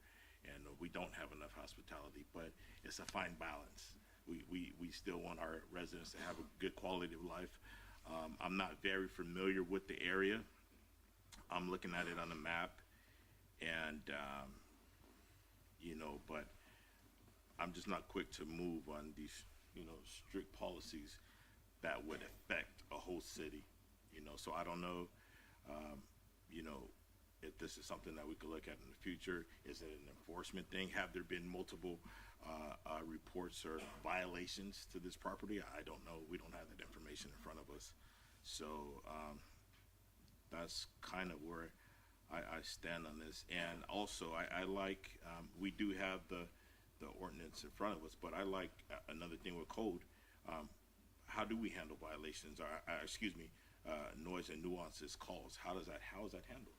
So we could get an understanding. Is this actually taking place, or is this just issue of noise traveling? All right, that's it, Mr. Furman? Yes, sir. Hold on, let's see, Mr. Anderson, come up. Come on up, give us just kind of a rundown of what you do when you get a call, this property, because we're specifically talking this property, what you see in general, and then what have you seen at this property, and what's your recommendation if there's something, have you read the report? Yes. Okay. First of all, thank you, Mr. Mayor, Madam Mayor, City Council. My name is Jason Anderson. I'm the Code Enforcement Manager for the City of Indio. And yes, we do get quite a few complaints about this area, but not just this area. These parties are taking place along Avenue 50. We have 3 new establishments up in North Indio, so it's not just a localized issue with these large estate properties. It is a citywide issue in the rural areas with the larger properties. A lot of the times we get complaints. So in this particular issue, we get complaints about parties on Zynda. That's how it comes into dispatch. Our officers go out there. At the same time we go out there, we always send 2 officers, one to go to the location and one to drive around. And what we're seeing a lot of the times is the point source of a lot of the music is in other locations. In Barcelona behind it, in Coachella, they have 2 large estates that have parties every weekend with live bands and bandas, or the Polo Grounds. So when we find issues, under the current code, under the current development code, our enforcement options are limited. If it's a technical violation of the permit, we can't write a citation for it. And that's one of the options under the new code is the ability for us to fine, which we currently don't have. So if from an enforcement standpoint, I need the ability to say, look down the list, there's 20 different criteria for the permit. You're in violation of section 1, section 17. Now what can I do? I need the ability to fine people, which I currently don't have. The current development code, there's one option of enforcement, and that's abatement, and that doesn't work for large parties. So that was one of the recommendations, is give us the ability to enforce the permit. Okay. But quite a few of these noise ordinance you're finding coming from other locations. Yeah, and when we find them, we cite them and do what we normally do. And there was also a comment on decibel meters. Under our current code, we don't need that because that's not really recognized in court anymore. We have the reasonable person standard. So if a reasonable person can hear music more than 50 feet away from the property, it's a violation of the code. It's actually a lot easier to enforce and to to justify when we get to court for those citations. Okay, and what happens to the complainant? Do you get back to them on if there's an issue? Typically the officers will try to get back to them. Okay. Yeah. Because if not, then if they call and we did look into it and we did not find anything at this location, but we did find something else because we also don't have the opportunity to go, if it go back, we don't want people reporting stuff for the sake of reporting something and then find out that it's not them. That's not fair to our officers. It's also not fair to the homeowner or the business that they want to classify it as if they have a temporary use permit, they have an event there, and they're following the rules, they shouldn't have, the issues that they're having. So it works both ways. I want to add one thing to this. Sure. This is the commingling of the TUP and STR ordinance, because most of these locations are short-term rentals. So short-term rentals apply unless they're under a TUP. So the TUP is the overriding set of criteria. So the TUP has less restrictions than short-term rentals. So that's what we're trying to fix. Interesting. Mayor Pro Tem, and then I'll let you speak after that, Ben. Hold on a second. Thank you, first of all. Thank you for the clarification. I mean, you've answered a lot of the questions that we've all had. In terms of the development agreement concept, or do we give somebody a permit for a year, I think there's a couple of scales. I think the development agreement is a good tool when there are properties that have several short-term rentals or entertainment permits within that particular area. I think that absolutely makes sense in that case. It has to be applied carefully. I think in terms of streamlining permits, because that's kind of what I heard, I mean, I almost want to say for good behavior, a permit once a year is fine as long as the people that are requesting the permit have a history of compliance. And I think that's key. If that history of compliance is not there and there's a constant issue, then we need to keep our arms a little more tightly around some of the issues. And it's interesting that you should say, Councilmember Furman, the 10 o'clock. I always thought the 10 o'clock hour was super early either. We have a wedding, we have whatever, and and it goes to midnight.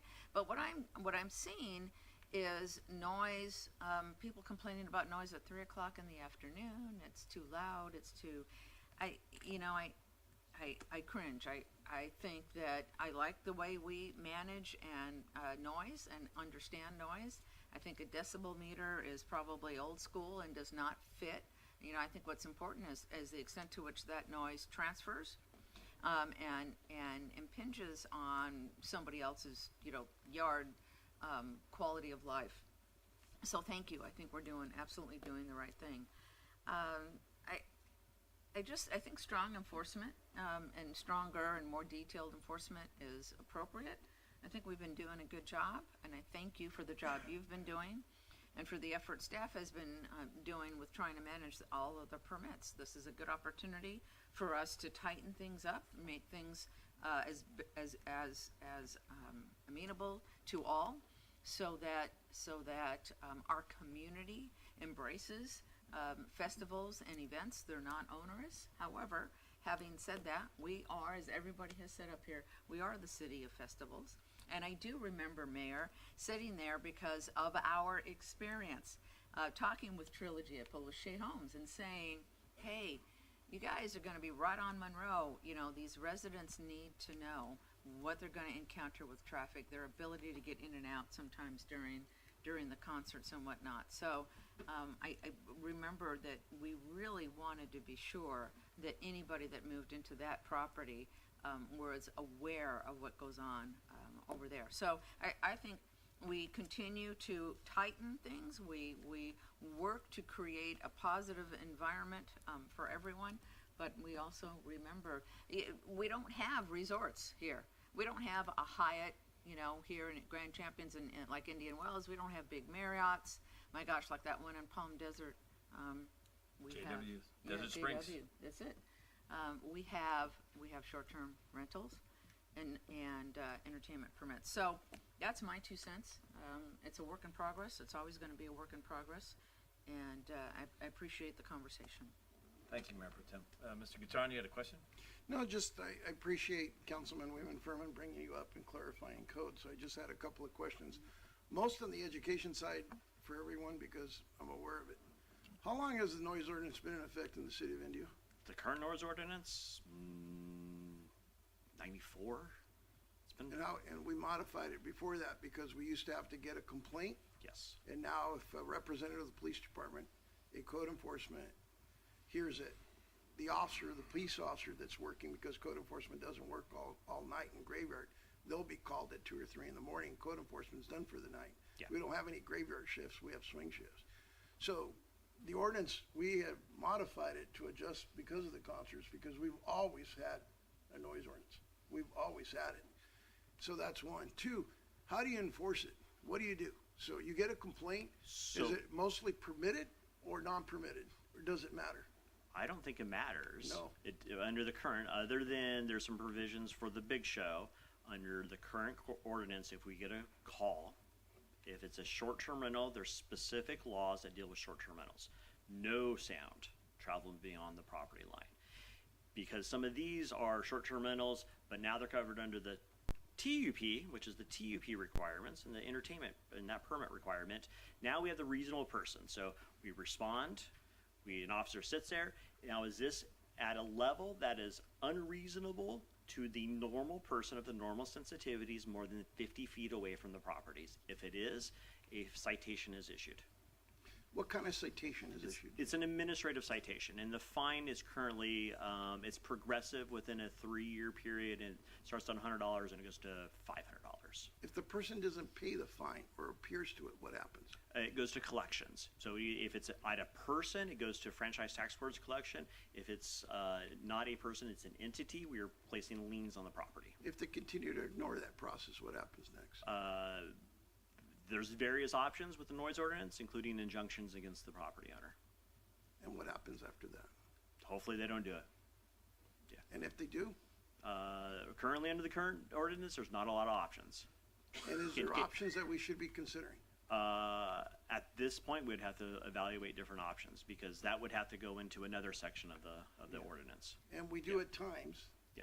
get that challenge. Yeah. Short-term rentals, we don't have that challenge because we have permitting options that we can deal with. But then the noise ordinance, regular family has a 50-year anniversary at their home. It's still a violation. Still a violation, still the same code that regulates that. It's just for the STRs and the TUP, it's part of the condition of approval. Anything else, Mr. Catron? Nope, just want to I make sure. think people so. do that. So Jason, so the STRs are more restrictive is basically what you're saying to TUP, but I would anticipate if you have a temporary entertainment permit, the idea is you're having an event, you're gonna have more of a festive outcome to it than you would be at some of these short-term rentals. And the reason we tightened up short-term rentals was exactly that, is we had issues in neighborhoods where people were trying to sleep, and that's why we did the 10 o'clock. But I take an entertainment permit as being something else, something different in my opinion. I'm not saying that we shouldn't regulate it and shouldn't do some stuff, but I agree with the rest of the council members that spoke up. 10 o'clock to me is way too early if you're gonna put that much effort into it. But there's got to be something that if they go over a certain period of time, kind of like we do the concerts, that there's a fine for it, for so many minutes over, so many hours over. And I think that's fair to the residents, but also to the people that are actually running the events. They should have some kind of stick and carrot to them so that if they aren't just, like I said, administrative, is it a fine? Is it per, the concert went over, an hour? It's $100,000. They got to really think twice about, do I want to spend $100,000 to listen to this? But it needs to hurt, but it also needs to be fair. If you got to be done by 11 o'clock, let's use 11, and they're going at 11:30, you shouldn't just get a fine and slap and shut this down. There should, like a small fine. It should be, look, you knew 11 o'clock when you took out this temporary entertainment permit. You need to follow the rules because now we're giving you something different than a short-term rental where you have these rules. You are asking for us to make an exception for you to be able to do that. And if we do a year permit, which I'm good with, because I don't think some of these bigger properties need to come back every time. They do need to tell us. So in case there is security that needs to be there, in case our code enforcement or our police officers need to know that, hey, there's gonna be 150 people at this party for safety reasons, I think they should do it. But I really do think that they're taking on this further responsibility. And if they're as good as actors as these two gentlemen, and I have no reason to question them, and I know Mr. Van Dam's property too has not had any issues, then they shouldn't have any problem taking on a bigger responsibility. That if they cause problems that are verified, that they get fined, and they get fined more. And then there is an option after that, I think, with the temporary entertainment permit, that if they do it over a certain amount of time, then the permit gets pulled. Yeah, Then or you don't pay your fine, sorry, you can't have another one. You owe us $10,000, let's say, from the last one. You're not able to have another permit because you haven't followed the obligations that you did the first time you signed up. So I think that's something we should really look at and stick and carrot. But really, this is over the one property where I see. So I think we really got to look longer and harder. And what properties do we have that would actually qualify for this temporary entertainment permit?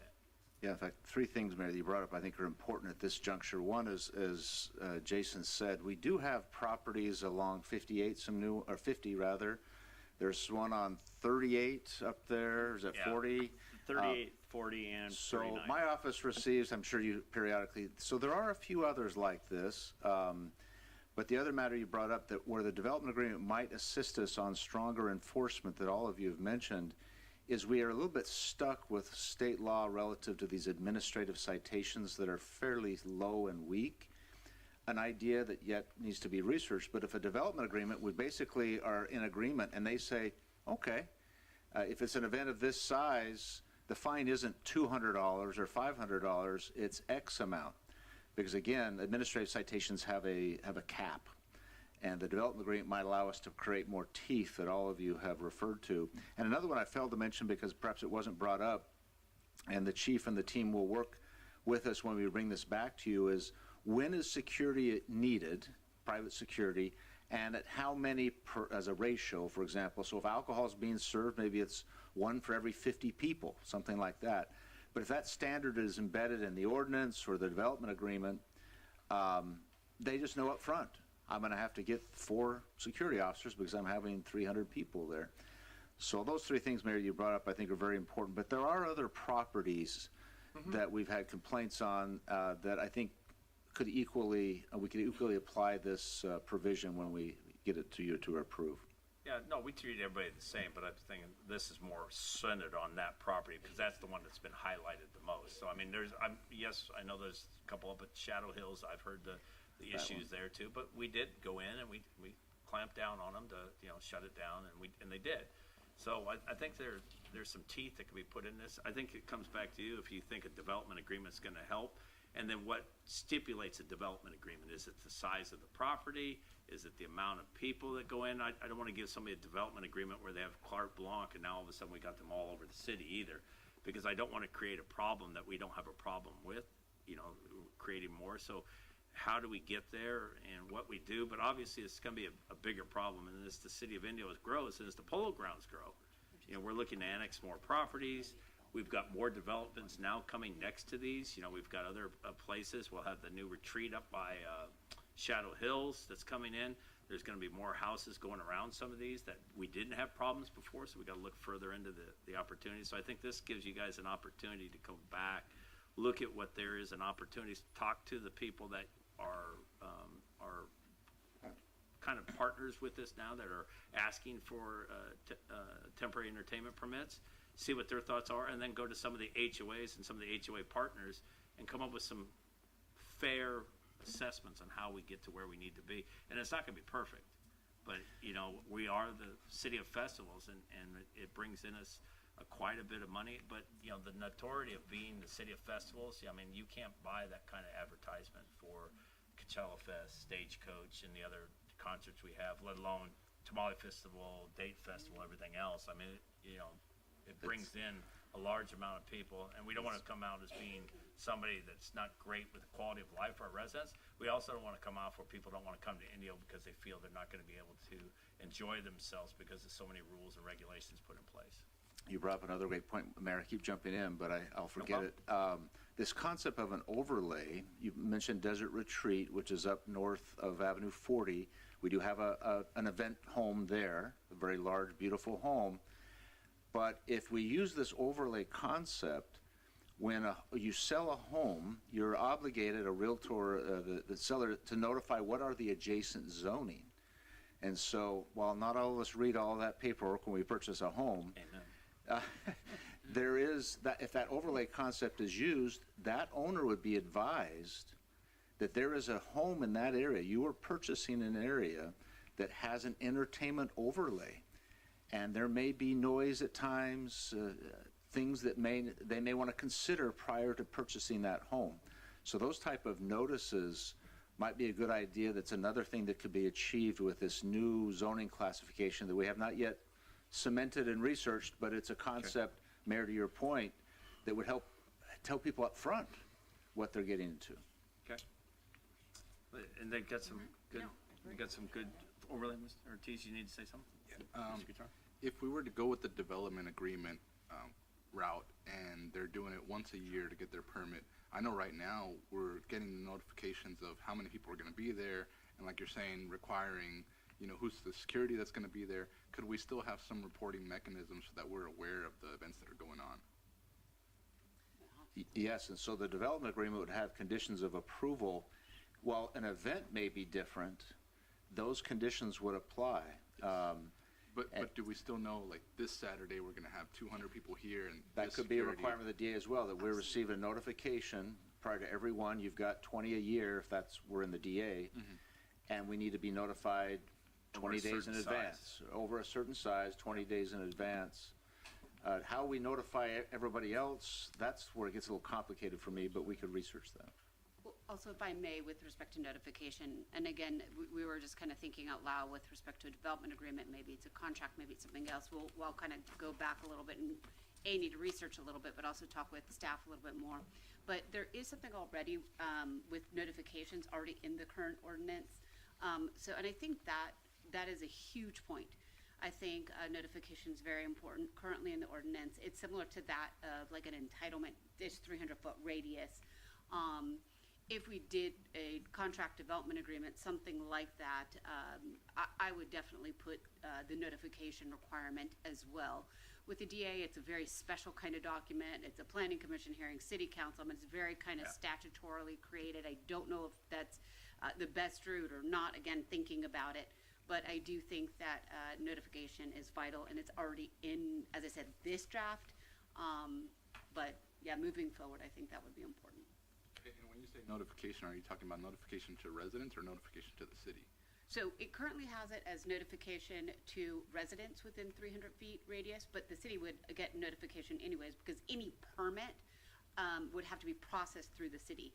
Now, whether or not city council got notification, I would actually leave that up to staff, but obviously the permit itself would go through the city so that the city would actually have notification as well. So city notification plus resident notification with a radius that I just used is the same as any other planning entitlement. Even if they had a one-year permit, they'd still have to come back and get one? So the current ordinance does not have that one-year permit, so I'm going to have to kind of go back to the drawing board and figure out if that's the way that the city council would like to go. I'm kind of hearing maybe yes, to kind of figure out how that would work. The current ordinance does not have a one-year permit option, so. Okay. Mr. Gutron, did you want to say something? I should say the draft ordinance. Okay. I just had two things. Number one, hopefully, as you move forward, Chief Tully, you and your team, your police officer side and your code enforcement side, working with the prosecutor, Jennifer, would be good to evaluate about the enforcement side of it. So it gives the arm strength. Yep.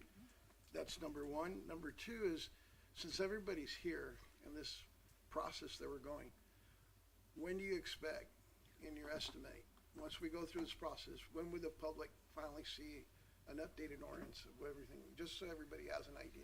Doesn't have to be exact. Do you see the horror in my face? Yeah. 90 days, 120 days.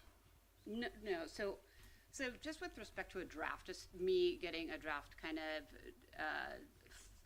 maybe out to staff, I would say probably about 30 days, and then obviously staff would have to get back to me. So, I mean, are we going to, is the thought to bring it also back to city council again for discussion prior to it going through like the actual hearing process? Because again, ordinances, this kind of ordinance affects the zoning code, so it has to go through planning commission hearing, and then it has to come back to city council hearing.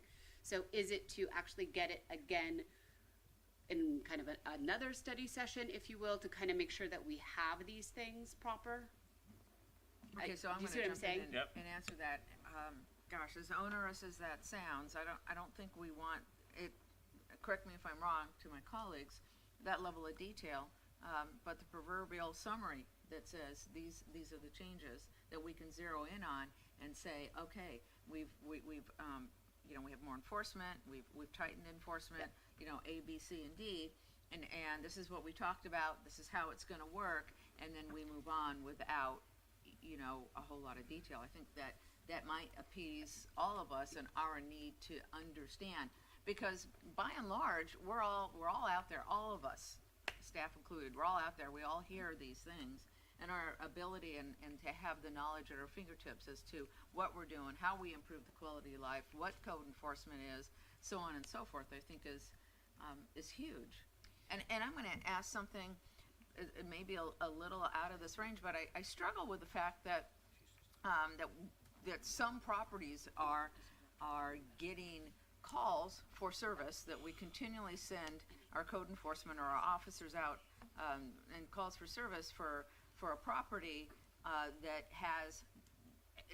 is not responsible for some of the sounds. I just feel like if that continues to happen at such a high level, what do we do?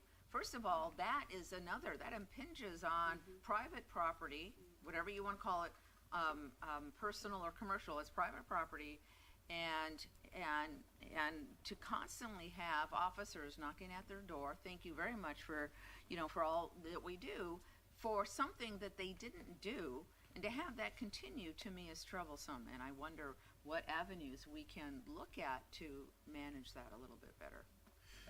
Again, just that, at least the public, as we leave tonight, has an idea within the next 90 days, we can see something. And what's your recommendation, Mr. Montgomery? Would it be just to come back to us? Because obviously it's got to go through the planning commission. Do you want us to have another look at, maybe not a study session, but a review? What's your Yes, I think that'd be great. We could email us ahead of time too, so you could be very, very well prepared for this discussion. We have stakeholders that we've been communicating with as well. But I think you probably want one more crack at the apple, if it's a little more of a summary. Okay. And then once we feel like it's in good draft form, then we have to go backtrack to the planning commission. Then you would have the final say. The benefit of that process and why it's in place, obviously, is the public has many opportunities to hear. Yeah. Well, the other thing too, before I forget, we also have events at some of our restaurants. They come in at the last minute, stuff like that as well. We just kind of need to handle it. Big Rock Pubs and the other ones. So, yeah. All right. Mr. Furman? Yeah, I just got a question for Mr. Anderson. In respect to your enforcement, if there's an event that's unpermitted, what happens at that point? And two, signage. Sometimes I get notified that there's a big party when I'm driving down Avenue 41 in Monroe, and I see these flyers on the poles, and I'm like, well, what is that? And so by the time we figure it out, there's a big party going on the rest that's unpermitted. So what do we do at that point? And what are we doing about signage as well for these events? So in respect to unpermitted TUP parties, we fine them. So the current fine amount for unpermitted parties is $1,000. So we issue a fine to the property owner for $1,000. If we find unpermitted signage, like we do on a lot of the permits, it's a $100 fine per sign that goes against the applicant of the event. And we can look at fines and what we do from there. So you kind of got your marching orders. And I apologize to everyone that this has taken a long time, but it's something we really need to get right, because once we put an ordinance in place, it affects the whole city, and it affects other kinds of operations that we have, including code enforcement and some of our other agencies that we have, the departments that work for us. So we do appreciate that. City Manager, you got what you need? Yes, sir. Okay, so we'll get that brought back to us, and we'll have another study session. Yeah, Mr. Furman? We have some students that are here. If Yeah. we can get the reports. I think the STR one is going to be a little Yeah, longer, it's going to be long. I was about to say that, as a matter of fact, so I appreciate it. So, Mr. Anderson, thank you. And if we could, I'm going to jump out of the study session. I'm going to let our Youth Advisory Council give their report. Please. Hello and good evening, Mayor Miller, City Council, and attendees. My name is Ari Orantes. Here's our report as to what YAC has done and been involved with. Recently, we all submitted PSA videos for suicide and mental health awareness for the Directing Change program. The CIF Masters Tournament for Wrestling was held on February 21st, and YAC member Viviana Terriquez has earned an opportunity to attend and represent Xavier College Prep. The second annual Adaptive PE Abilities Field Day was also held on February 21st. And for those of you who are unaware what it is, Desert Sand Unified School District middle and high school students who are differently abled are invited to Shadow Hills for the day, where they are offered many stations for them to enjoy the outdoors and have a fun day.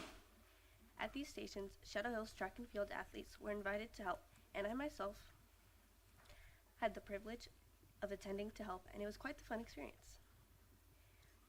Also, the Date Festival Scholarship Program awarded 12 Riverside County High School seniors $2,000 each, and we would like to congratulate YAC members Aiden Chavez and Savannah Vela for both being recipients of the scholarship.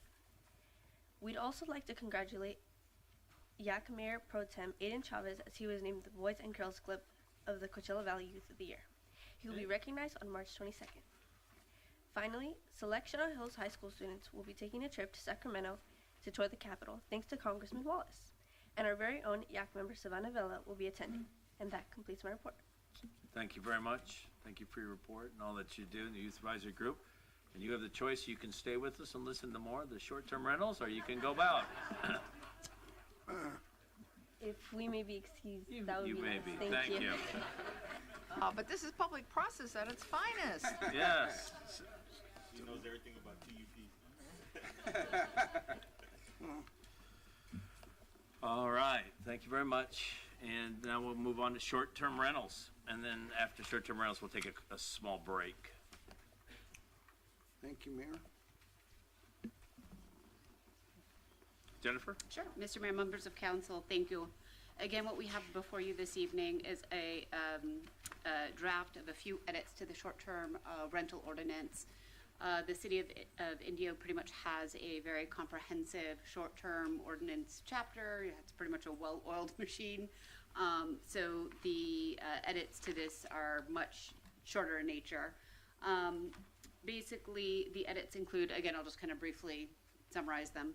The edits include, there's proposed changes to add more grounds for denial of a permit, including grounds for non-payment of fees, causing of nuisances, etc.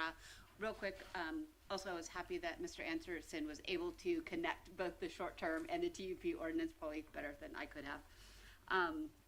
So I'm happy for that. Next, we have some operation standards, and we are proposing a change to the cap of 20 persons for both during the day and during the nighttime. And again, Mr. Anderson could kind of go through a little bit more of the ins and outs as to why we suggested to do that. There are edits as well to the platform and registry. And then there's edits on some safety pool standards. We did include, I think there are health and safety code sections on the, I forget if it's called like the Swimming Pool Safety Act or something like that. But we wanted to make sure that those safety requirements were also included in the ordinance. And lastly,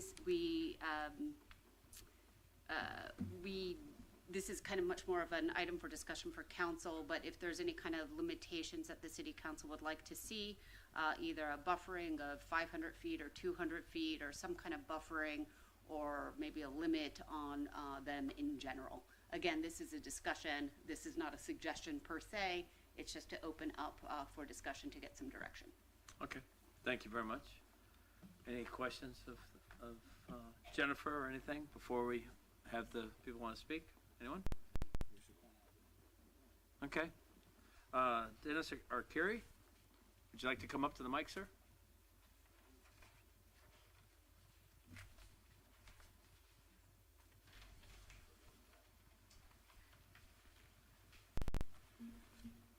No, Mayor, I don't really want to come up here, but upon finding out that I was planning to attend the session today, I was asked to read a statement on behalf of Mireya Reyes, an Indio resident and property owner In 2022, Medea purchased a short-term rental permit, which was valid for only 1 year. Medea lives in her home and planned to only rent out her home for the Coachella Valley weekends, for the Coachella Festival weekends, and of course, Stagecoach. I followed all the required procedures advertised on social media and Airbnb, but unfortunately I was unable to secure any renters within that time. As a result, I lost the entire $2,064.14. This fee is excessive, she says, especially given that there is no guarantee of being able to rent out the property. Medea would like the amount to be reduced significantly since she is prepared to vacate her home to potentially generate revenue for herself and the city with taxes she will pay on the gross income earned. Don't shoot the messenger. Thank you for your comments, sir. Letitia McCurry? Delara? Okay, so he came with me, and that's when he was asked to read that statement. But I am an Indio resident, and thank you for the opportunity to speak on this item. Okay, I made some notes as getting ready for this, make sure that I cover some of the things that have been bothering me for the last few years. So I am an owner, and I have gotten a short-term rental permit in the past. And just so that you know, similar to what Dennis said about the cost that it is that the property owner incurs when they actually do this, it is excessive. When we decided to do this, we decided, okay, we'll do this, and understanding that we'll have to move out. And it was a major sacrifice and inconvenience, and we decided to take a break from doing this because it was just too much. But I just wanted to bring up the fact that I do live in a neighborhood that has 7 of the 12 properties that are operating as short-term rentals. None of these properties were short-term rentals when we decided to buy the property, okay? So these are fairly new. I'm not certain, but I think that there are 5 of these properties that rent them year-round, okay? They're year-round. Every weekend, they're rented, so most of these. One of them is right across from my house. And I've been fortunate that they are pretty good. They manage the property well, and I haven't had any problems. I think I've only had to call code enforcement one time out of, the last year. So they're pretty good. The other thing that I'm fortunate about is that my property is a fairly big lot, over 1.5 acres. So that does reduce some of the problems that I know a lot of other property owners have to deal with. The noise, the parking, that I think those are real issues. So I do think that it would be a bother if I had to deal with those things, and I would be probably complaining a lot more. It would be an inconvenience to me. So in my cul-de-sac, where there are 4 properties, and one of them is a year-round rental, I believe that this opportunity that you're giving us to revisit this ordinance, that it's a good time to look at what could possibly be a problem.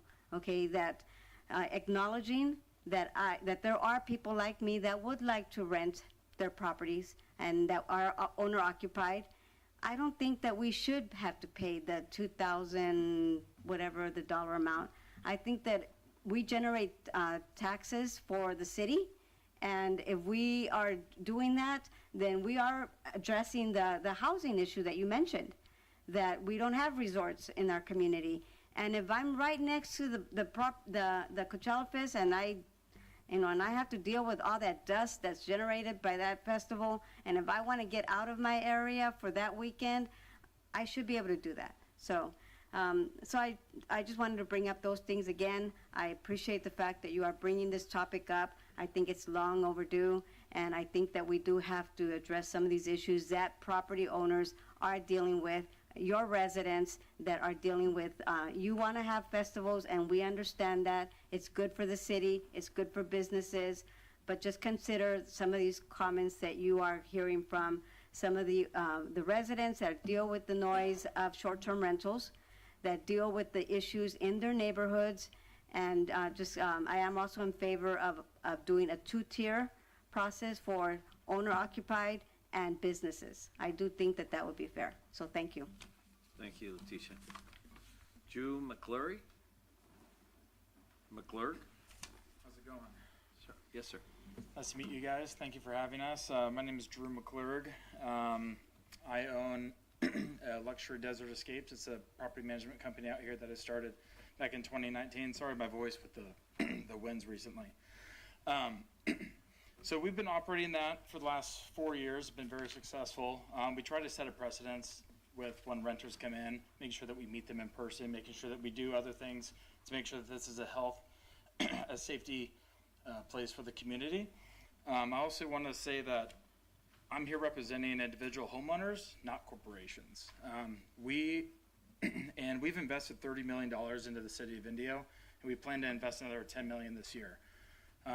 Without that and the propositions here, we strongly oppose a lot of the limitations for the occupancy and anything that may come up with having STR 200 feet or 500 feet from another STR. It's almost like that feels like an all right ban, because if you have two properties right next to each other and they're next to each other, you're going to have a STR, then a homeowner, then another STR. Like, they're going to be around it. So I think those things. I think right now you guys have a really good STR regulation. Enough. I think we've done really well on it the last few years. I remember in 2019 we didn't have one. Now over the last 2 years that we do, and so I think that's good. I also own the Stallion Estate on Avenue 50, which is a wedding venue as well, and we operate as a short-term rental, as well as my neighbor Tony Fiembris and a few others that we have on that street. We try and do our part with the city. We don't really have any neighbors there, except La Quinta, but we do a really good job with the noise ordinance. I don't think we've had many calls there. Maybe one, and it was probably me with my friends for my birthday. But I apologize for that one. So we really want to make this community the city festivals.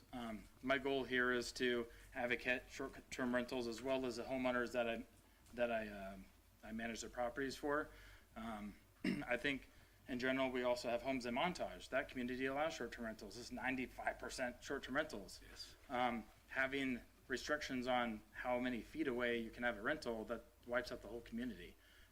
That with Orchard and also the other communities that allow short-term rentals in it, their HOAs, they've already gone through board members, they've already gone through all the regulations to get them approved in those cities and in those neighborhoods. So I think we have really good regulations here already. I don't think we need to, have too many, but I do agree with the homeowners here. They want to not have the fines $2,000 for a permit to rent their home if they don't get anyone in for those 2 weeks or 3 weekends. So I think there's a lot of stuff to do. I would love to meet with the city council or the city manager on some development issues as well that I'm working on, and building a new property on Avenue 50, and then I'll see you guys for a lot split approval in the next few months. Wonderful. So, thank you. Thank you for your comments, sir. Thank you. Mr. Mike Smith? Hello. Mike Smith here. I'm glad I have the opportunity to talk in person because this means a lot to me. I own a vacation rental for the last 10 years in the Montage. It's over off of Madison and 49th. I'm also on the board in there. Vacation rentals in that neighborhood is very different. It's an HOA that allows vacation rentals, so they're all short-term rentals. I'd say 90% of everybody in there, in fact, some of our board members are here, but all the board members rent their houses short-term. It's very different. So when there's proposals like saying that, this guy can rent, but, 200 feet over, this guy can't rent, oh my God, that'll kill our property values because so you have to think about separating out HOAs like ours that's what we do, So if I was to sell my home, for instance, but whoever buys it can't operate it as a vacation rental because you've capped the permits that you're going to issue. That'll kill our property values. Like, you have to listen to me. That's a very serious thing. But I'm also the owner of Vacanza Stays Vacation Rentals. You've probably seen our bright orange vans all around town. We represent over 100 properties. So I have a little bit different perspective, one that I haven't heard yet tonight. I mean, me and my staff, we answer the Airbnb calls. We hear all day long, people are coming to the desert. They're coming to the desert this weekend. They want to know restaurants they can go to. They want us to recommend golf places they can go, festivals, of course, different things. And these houses are booked every weekend. So these are people coming on planes. They're coming up the 10 freeway. They're coming to our town. Like, Indio is a tourist destination now. But guess what? These people got to stay somewhere. So thank God we have short-term rentals are allowed and welcomed in this town. So they have a place to stay. So we the other thing that I want to, I understand that it's not perfect because these people come and they make noise. So I'm not going to stand here and pretend there's no problem. There is a problem. There's a problem with noise. And that, I think, is the only problem. I couldn't imagine anybody in this room or anybody in this town having a problem that they can't get a tea time because too many people are coming to town, or have a problem that, hey, how come on weekends this house next door only has cars parked in front of it, but there's no cars parked all week?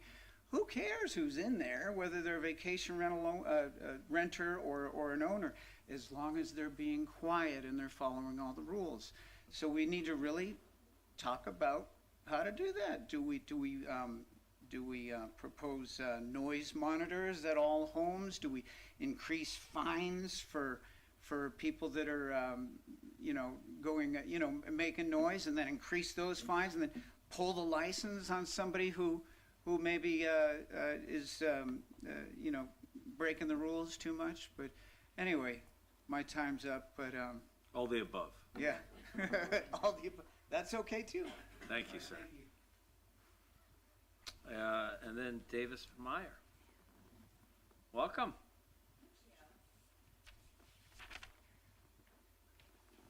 Good to be here in Indio. My name is Davis Meyer. I am Vice President of Government and Industry Relations at Visit Greater Palm Springs. And I just want to thank the Mayor, City Council, City staff for your attention to these issues and really thoughtful conversations around this. Indio really has established itself as a destination for visitors from around the world seeking entertainment, culture, and unique experiences. Last year, Indio was recognized by Airbnb as one of the top 10 winter destinations in the country, as well as a top music destination. That's really a testament to the brand recognition that the city is building. And a lot of that has to do with the availability of short-term rentals and really unique and interesting short-term rentals here in the city as well. With only about 19,000 hotel rooms in the entire Coachella Valley, we wouldn't be able to host events like the BNP Paribas happening right now, or of course Coachella and Stagecoach, or even the Sandstorm Lacrosse tournament that happens at the Empire Polo Fields. There just simply isn't enough accommodation without short-term rentals.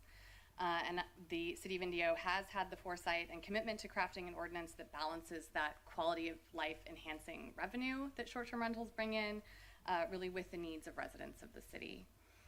In September of 2023, we conducted a resident voter survey of perceptions of short-term rentals in the Coachella Valley. Again, that's residents here in the Coachella Valley. 72% of the respondents felt favorably, not just neutral or negatively, but favorably about short-term rentals in their community. When they were asked what concerns they did have, like we've kind of discussed here, noise and disturbance was the biggest concern. And when asked what regulations they wanted to see, the overwhelming majority wanted to see better enforcement and people being required to have permits to have a short-term rental.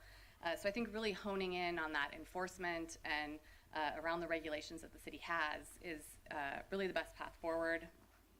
Indio has a wonderful diversity of properties in the city, from condos to big estate homes. And so when you're considering elements like caps or radius requirements, just consider that those arbitrary limits don't take into account the sort of best use of properties. You could end up with a home that's really well suited to be a short-term rental with a lazy river and a pickleball court, that has to wait months or years for a permit, while a home that is maybe not best suited for a short-term rental, doesn't have the amenities, maybe isn't in the best location, holding a permit that isn't really being rented or isn't being utilized.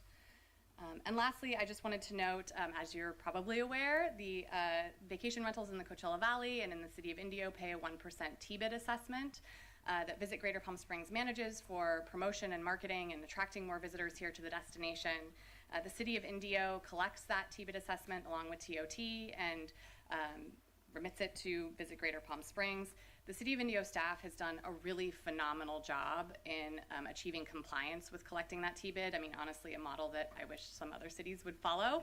So I really want to commend staff for that. And in the recommendations, one of them was aligning that TBID collection, requiring platforms to collect it along with TOT. That's not currently happening.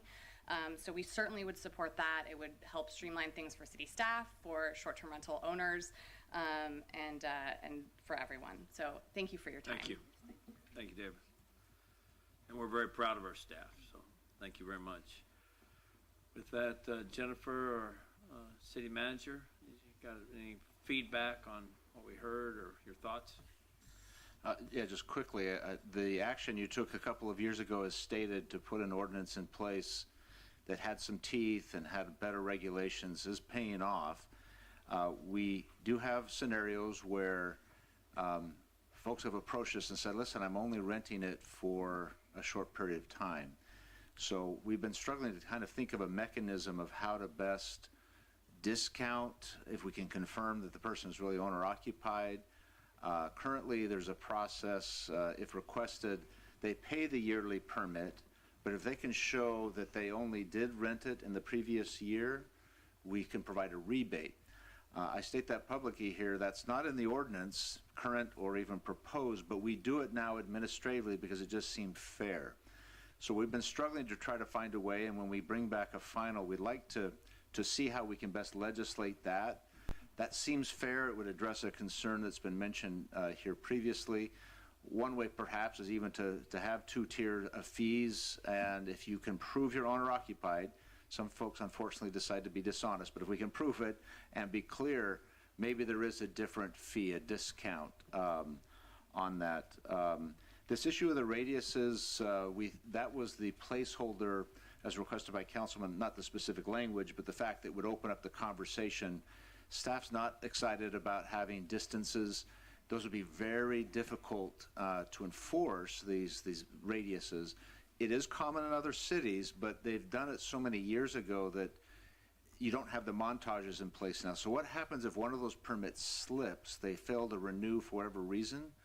Do they now not, are they not able? And how do we tell which ones are grandfathered, which ones aren't?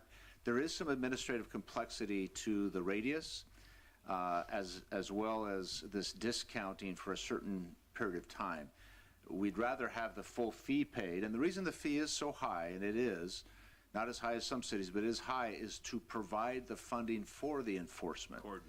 So while we've had some complaints, I think the majority felt like, we want to preserve this good thing, and if preserving this good thing requires more staff and a little fee, it's part of the cost of doing business. So I don't think the fee has been an overwhelming complaint, except for those that really only rent for 2 or 3 weeks out of the year. So again, I might turn just a brief moment to Jennifer, and then we'd love to get your input. Thank you. So I will talk just a little bit to the enforcement. When we were drafting this, I do notice that I think that I would like to revisit the enforcement specifically in this section, just to see where we can beef it up, have stuff like summary abatement, things similar to the enforcement that we were just talking about with the TUPs.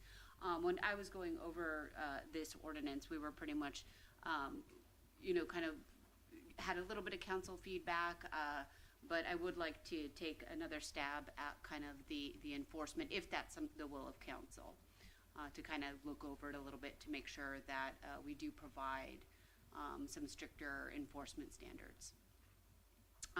With that's all I have, just kind of ready for feedback for everybody and taking some direction. Mr. One more wishes to speak. Who is it? Yes, we have David Eisen. Oh, Mr. Ison, come on up.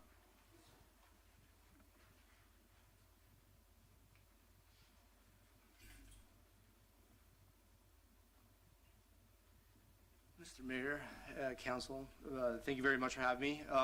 Again, I think everybody did a good job explaining what's going on. My wife and I own a small vacation rental business as well. We're locals. I grew up here my entire life, moved away, and then came back. And I'm very proud of the hard work that my wife is putting into this and growing the business.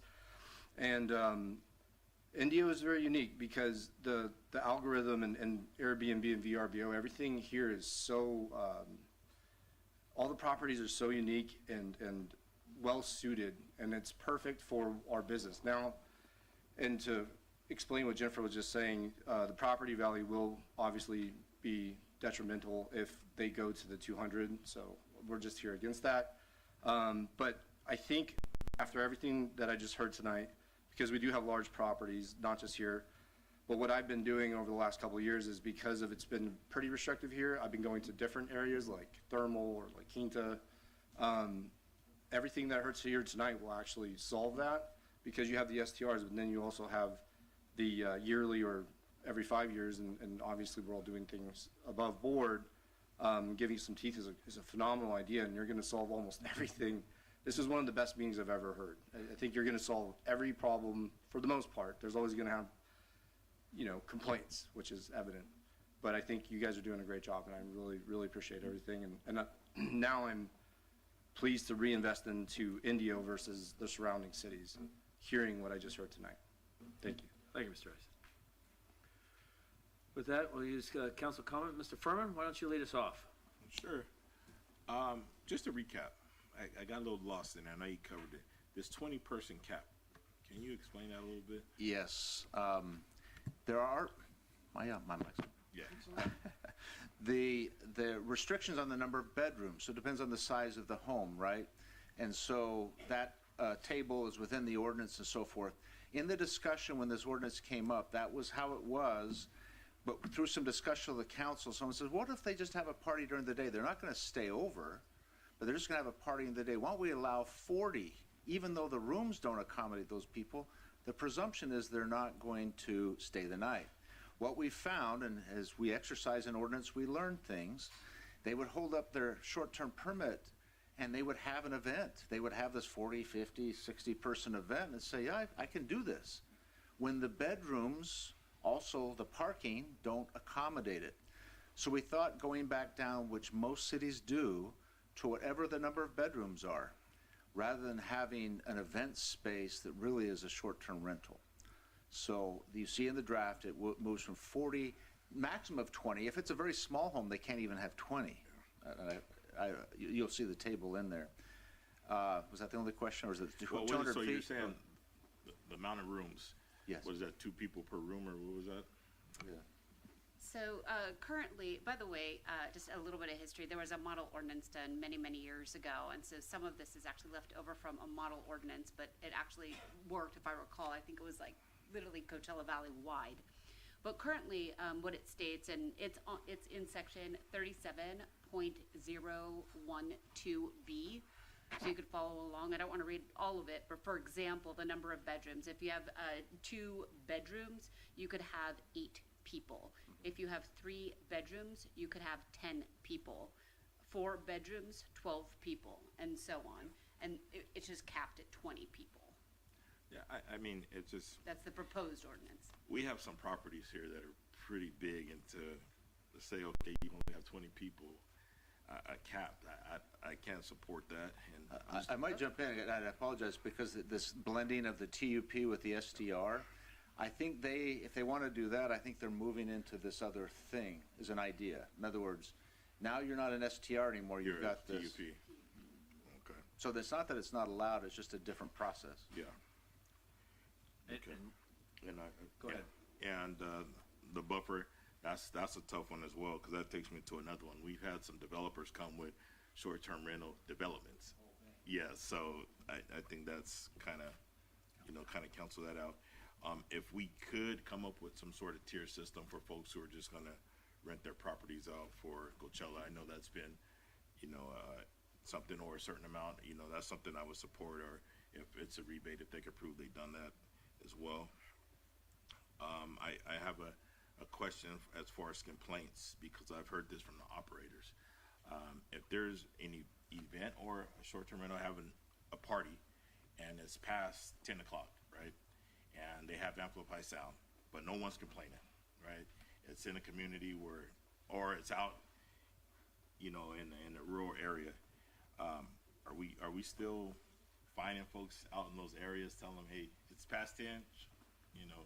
Because if there's no complaints, if nobody's out there, you know, I don't know, are we working with them? Or We probably won't ever show up if there's no complaint. I'm getting other, Mr. Anderson? To answer your specific question, for loud music, we respond to complaints.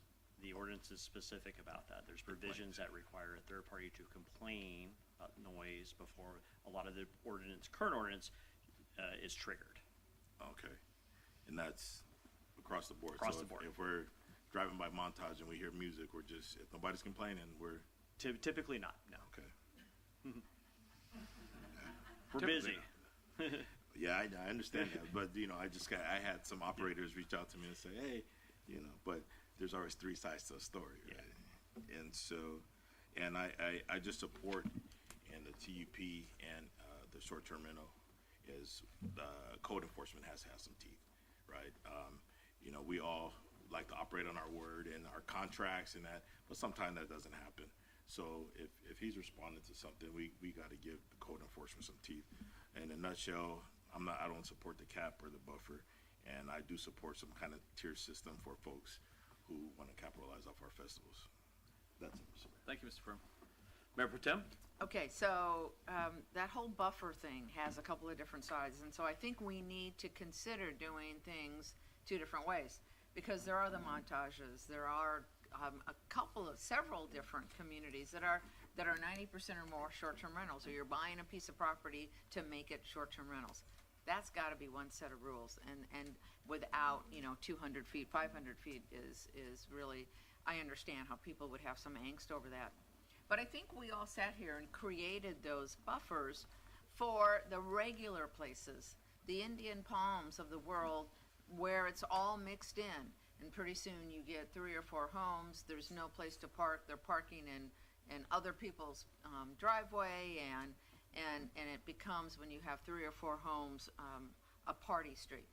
So perhaps then we need to differentiate between what I'm going to call affectionately short-term rental compounds, which we love, versus your neighborhood, your standard average neighborhood, where you have people that own a home, that may rent it out several times a year, but not necessarily every weekend. But when you have neighbor next to neighbor and there are 3 or 4 short-term rental homes, that really impacts the quality of life at many different levels. And that would make question then becomes, how do we address that? Because to remove all buffers, I think we're going to then end up with a different set of concerns and complaints for people that just live in a regular community. I understand that, but then we get to the point to where, okay, my neighbor can have a short-term rental, but I can't. Yeah, So, you start picking winners and losers. That's pretty tough, you know. Yeah, I mean, there's nothing's going to be perfect. No. Yep, Mr. Gatron? Goes back to enforcement, just like the rest of them said. So my thing is, Chief, you're going to have to obviously look at adjusting staff shifts, code enforcement, your officer teams that go out during the concerts for the more difficult challenges that they need to handle. So in order to address this, that's part of the challenge. So part of this ordinance is then people are going to have to be paying for those services as they're going. It's not a normal thing. A big city event where it's impacting all over the city, there's got to be a way to compensate the city, because nothing's free. The taxpayers don't pay for free. So we have to figure that out somehow. The other one that Chief, that we need to look at too is we also need to look at the availability. We have very good professional property management. We've learned that. We have rules now because we didn't have very good professional property management. But we do have responsible property managers. We need to figure out how to address those property managers that are working for clients and their business licensing, because I've been there 2 or 3 in the morning, we can't get a hold of anybody, and we have the complaints. And so, and I've also been there where literally people have a hospice issue and we can't, next door when there is a loud music, and they're waiting for a family member to pass away when there's a loud music down the street. Now, the loud music, again, that's 24/7, 365. It just so happens that it's a condition that they have to follow the rules if they have an STR. So, in order to enforce it, we're going to have to look at those stronger abilities to be able to do it at 2 or 3 in the morning, because unfortunately we do have those incidences. And code enforcement goes home. Your police officer on beat is the one that's handling it. So there's going to be those occasions that we have to look at those type of activities that most people here aren't accustomed to, but I know for reality that's what happens. And so. Thank you, Mr. Catern. Mr. Ortiz? Thank you, Mayor. One of the concerns that I have that hasn't been mentioned yet, I agree with some of the concerns going on now, but one of the concerns that I have is sometimes our families, right, our working class families are having to compete for these homes. And so just this year we had, I think, over 250 licenses that came out, right? That affects the availability of our housing supply. And so I think what I think would kind of solve these is creating rental districts, right, where those annual licenses are permitted and people are able to, in Montage, you have 90% people are renting, right? It's fine. If people want to rent year-round there, that's okay. But once we start going into every neighborhood and allowing anybody to take up as many rentals as they want, I think inside of family neighborhoods, we should limit going forward, grandfather everybody in who's already going, that's fine. We're able to manage what we have now, but going forward, only have those owner-occupied licenses within family neighborhoods. Have rental districts where annual rentals are allowed, but then have family districts where owner-occupied is allowed. And, I spoke with some of the folks in the industry earlier, and they even offered to do, workshops for our families to get into that industry. So we can focus on growing our rental industry and being flexible enough to take in that tourism by getting our families involved and making that supplemental income, as some people mentioned, right? Renting their homes out for, I would say maybe 25 to 30 days a year. I've seen this done in other areas. I know Palm Springs, I think, has a 20-day or 20-time license. And so maybe having a limit on days for those, I think one area called them junior license, right? It's a junior license, and there you can have 25 to 30 days, or in one area they allowed 6 times that you rent it out. So they wouldn't dictate how many days, but 6 instances where you can rent out during the year. And that way, that kind of moderates what we're seeing in our family neighborhoods. That somebody says, hey, I have a family here, and I have a rental on this side, a rental on this side. I have strangers around my kids all year long. That is an issue for a lot of our families, and that changes the culture that we're talking about, the quality of life for our residents. I think it's great that we've gotten to the point that we have now, that we have a good amount of revenue coming in. We have the space to take in for our festivals, for that tourism, and I think we can continue to grow that in a responsible way through our owner-occupied licenses. But I think continuing to have a free-for-all in family neighborhoods for commercial operations is at some point it boils up. And we've seen it boil up to the point where it negatively impacts this industry. And we've seen it happen in the communities all around us. That the community says, okay, you won't handle it, then we'll go do a ballot initiative. And we'll vote them all out. And we'll cancel all of this. And so what I'm looking at is how do we keep, the industry going, but also keep our residents, because if somebody were to start organizing that, I'm not sure they would have a lot of opposition outside of the industry, because we have had a history of issues with short-term rentals. And so I think that would satisfy some of the needs of our community, saying, hey, we need housing. Our working families need housing. Our young families, our seniors need housing, and you're letting the industry take that opportunity away from us. And so that's what I would suggest, is having the year-long rentals in residential districts, but owner-occupied rentals in family districts. Thanks. All right. That's it, Mr. Ortiz? Okay, thank you. Yes. Mayor, the chief whispered to me, had a thought. Okay, Chief? Sorry. Yeah, Mayor, Council, and community, I'd just like to, I understand that this is a study session, and we've talked a lot about individual regulations and compliances and things that we're going to ask, or we may ask our staff to enforce at all hours of the night, 365 days a year, 24/7. We're going to have to also build in support and infrastructure to ensure that all the regulations and compliances do take place. So as we try to model this ordinance, I hope that we keep that in mind with our code enforcement and our officers that are also dealing with many different things throughout our community. Chief, how many code enforcement officers do we have? We have positions available for 12, I believe, right?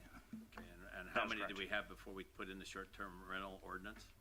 We had, what, 6? 6. Yeah. So we got 6 more individuals that are there to use the short-term rentals. That's quite a bit of funding and quite a bit of people that should be able to utilize that. We might need to reschedule them differently, but, you know, we did add 6 people to help with the ordinance.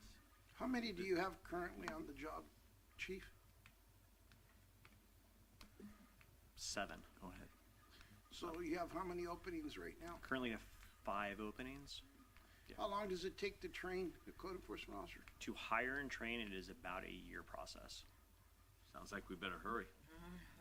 We're trying.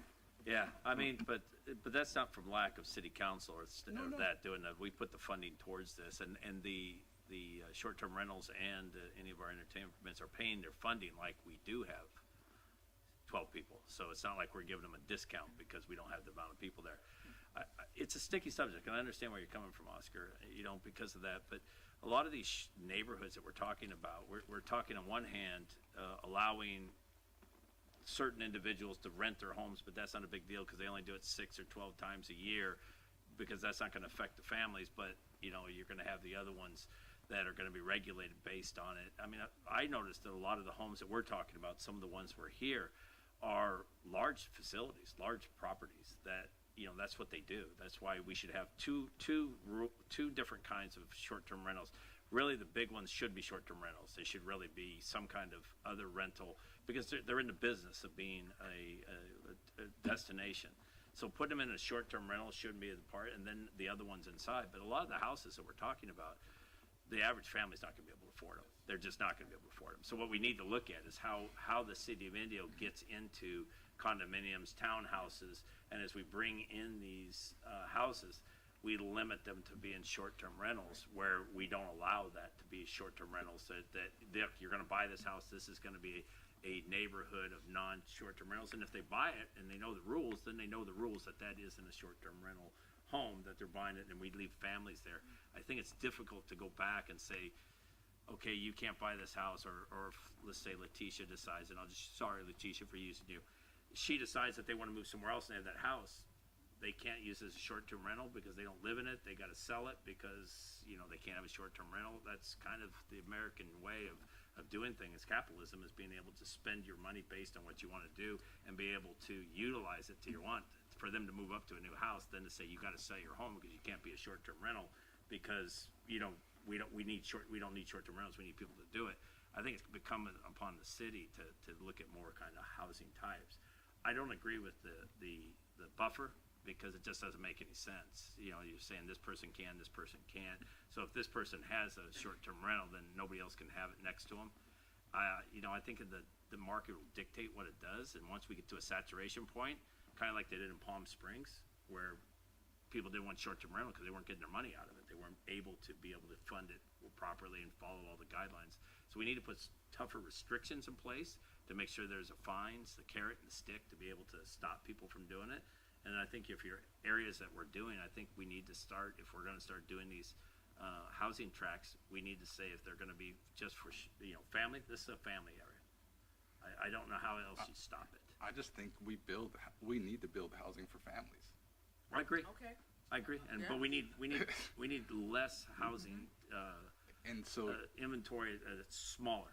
You know, the bigger homes, the retreats, a lot of those people, like even at Heritage Palms where I live, we have rules and regulations where we don't allow them to, unless it's 60 days, 90 days, 6 months.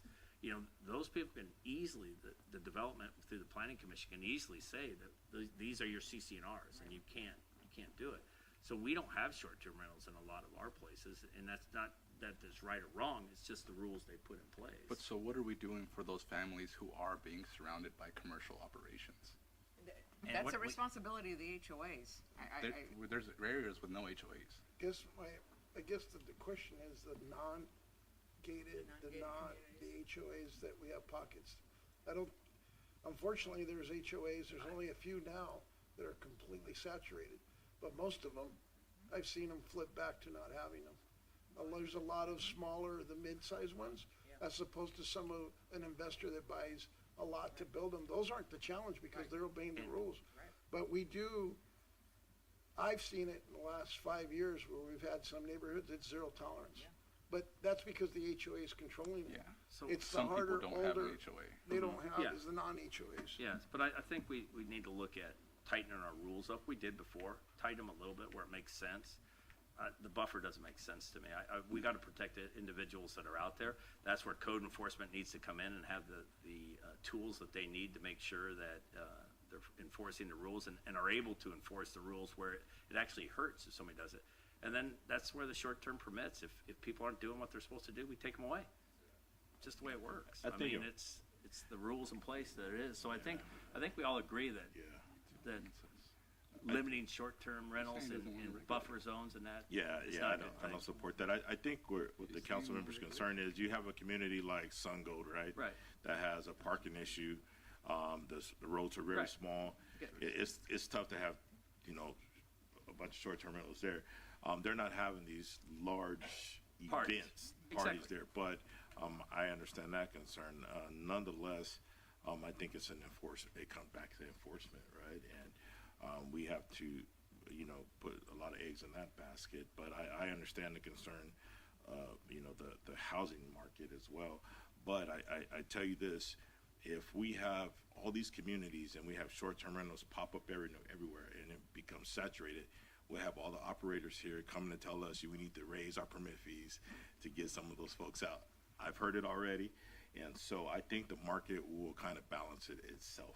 Yeah, I agree. I think so. Yeah, I think and so. of course, we have to do a better job of providing options for developers to bring different types of housing for our workforce and for our families here in the city. We do need to focus on that, but I think the market itself will balance it. I agree with you. I think let the market dictate what it is, follow the rules, and make sure we have strict rules to enforce what we want, to make sure that the people follow through. And I think most of our providers of the services, short-term rentals and some of our larger permits have done a good job of making sure they follow the rules. I think they've become a lot more sophisticated. I agree. I mean, Okay. I would think about where we started with this and how, between us and the environment and some of our providers, we've all tightened up. We've all figured out how to do this and make this amenable for everybody. So. I think you got that. And if you could work with the code enforcement and that, and where it makes sense, and then bring that back to us also in that. But I think we all agree that we really do need to reach out to some of our developers, housing developers, and start looking at not apartments. I mean, I'm good with affordable apartments and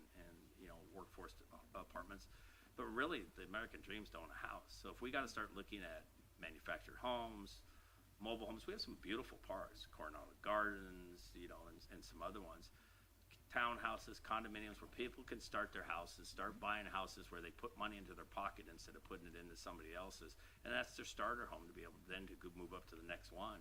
I think that's what we need to look at as a city. And we have plenty of opportunities and plenty of land compared to other people. So I think that's incumbent upon us. But right now, I think you pretty much got your marching orders. And if you could move forward with that, it'd be great. Jason, did you have anything that we could help you with? You came up to the podium. I hate for you to stand there. And if you have something to say, please do, because it's going to affect you more than any of us. No, but if the council would like, I have some quick stats for the last 2 years. $862,000 in fines.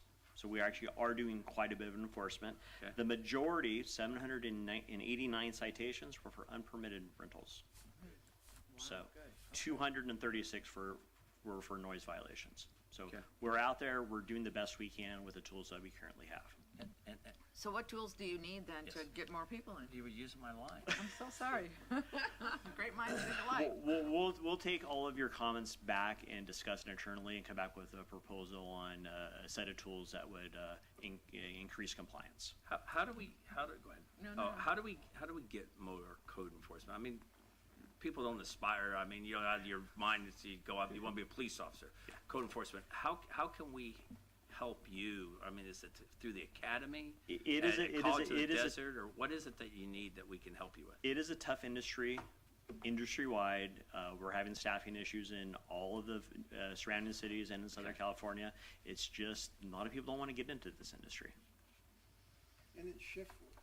And it's shift work, and a lot of people don't want shift work for sort of that pay So pay what's scale. your retention level that you've been dealing since you have 5 vacancies? It has been tough the last couple of years since the council authorized the additional positions. We've had a retention issue where people get into it and they're not really, you know, it is a lot of, it's shift work, it's night work, it's a lot of angry people, and people don't really used to that type of thing. When you're a police officer, you go to the police academy, so you're sort of, you know what to expect. A lot of people that come into this industry don't know what to expect. Okay.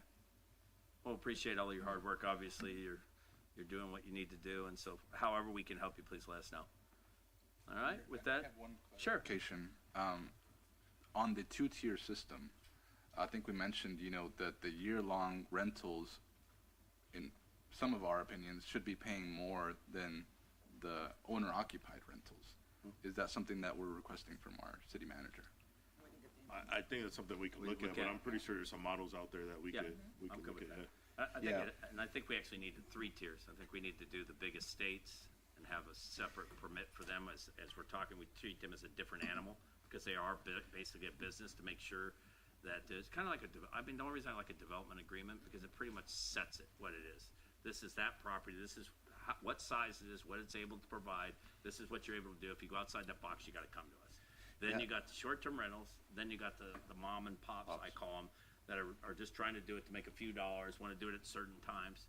And I think there really needs to be about 3 of them so we can do it. That wasn't an idea we had. I think it's an excellent idea. In fact, there's such a blending at times between the STRs and TUPs. If it is an event center that wants to be an STR, we can wrap it, hopefully, into this contract DA concept and address them all. And that way they also have a little flexibility and an understanding, and they're treated a little bit differently because they are bigger. They're not like my home or your home. You know? Maybe like we did with Bravo. Maybe they have to pay a little bit extra. Maybe they would if they could know that they're guaranteed to be able to do the things they need to do. So maybe it is like the Bravo gives us that extra percentage, you know, and we don't have any problems with they run it. So maybe these other ones, if they're willing to do it, we were able to do a little bit more for them because they're going to pay for it more because they're going to expect these other things. And the conditions are set to a standard that helps us mitigate the neighboring issues. Yeah. And they agreed to it. You know, Yeah. it's an agreement, and the community benefits are very common in these type of contracts, agreements. Good idea, Mayor. You should wear a bow tie more often. All right, we're going to take a 5-minute recess if everybody doesn't mind. That'd be great.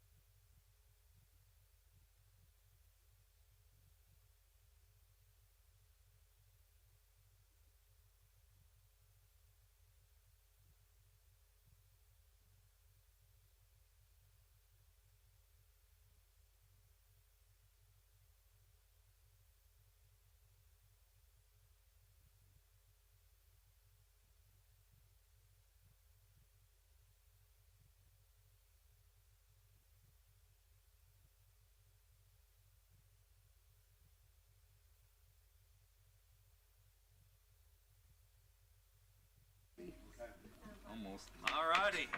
We're going to get back into the city council meeting for the regular session. We've already went past the Youth Advisory Council. We appreciate their help and support. Now we'll get on to item number 6, which is city manager report and information.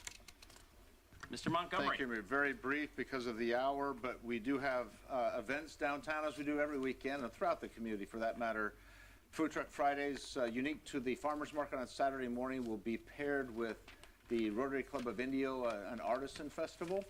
So we look forward to that. Next Thursday, we have a movie at the center stage, and this Saturday we have our second Saturday concert. So please come down and gather as a community as we continue to revitalize downtown and have this free entertainment.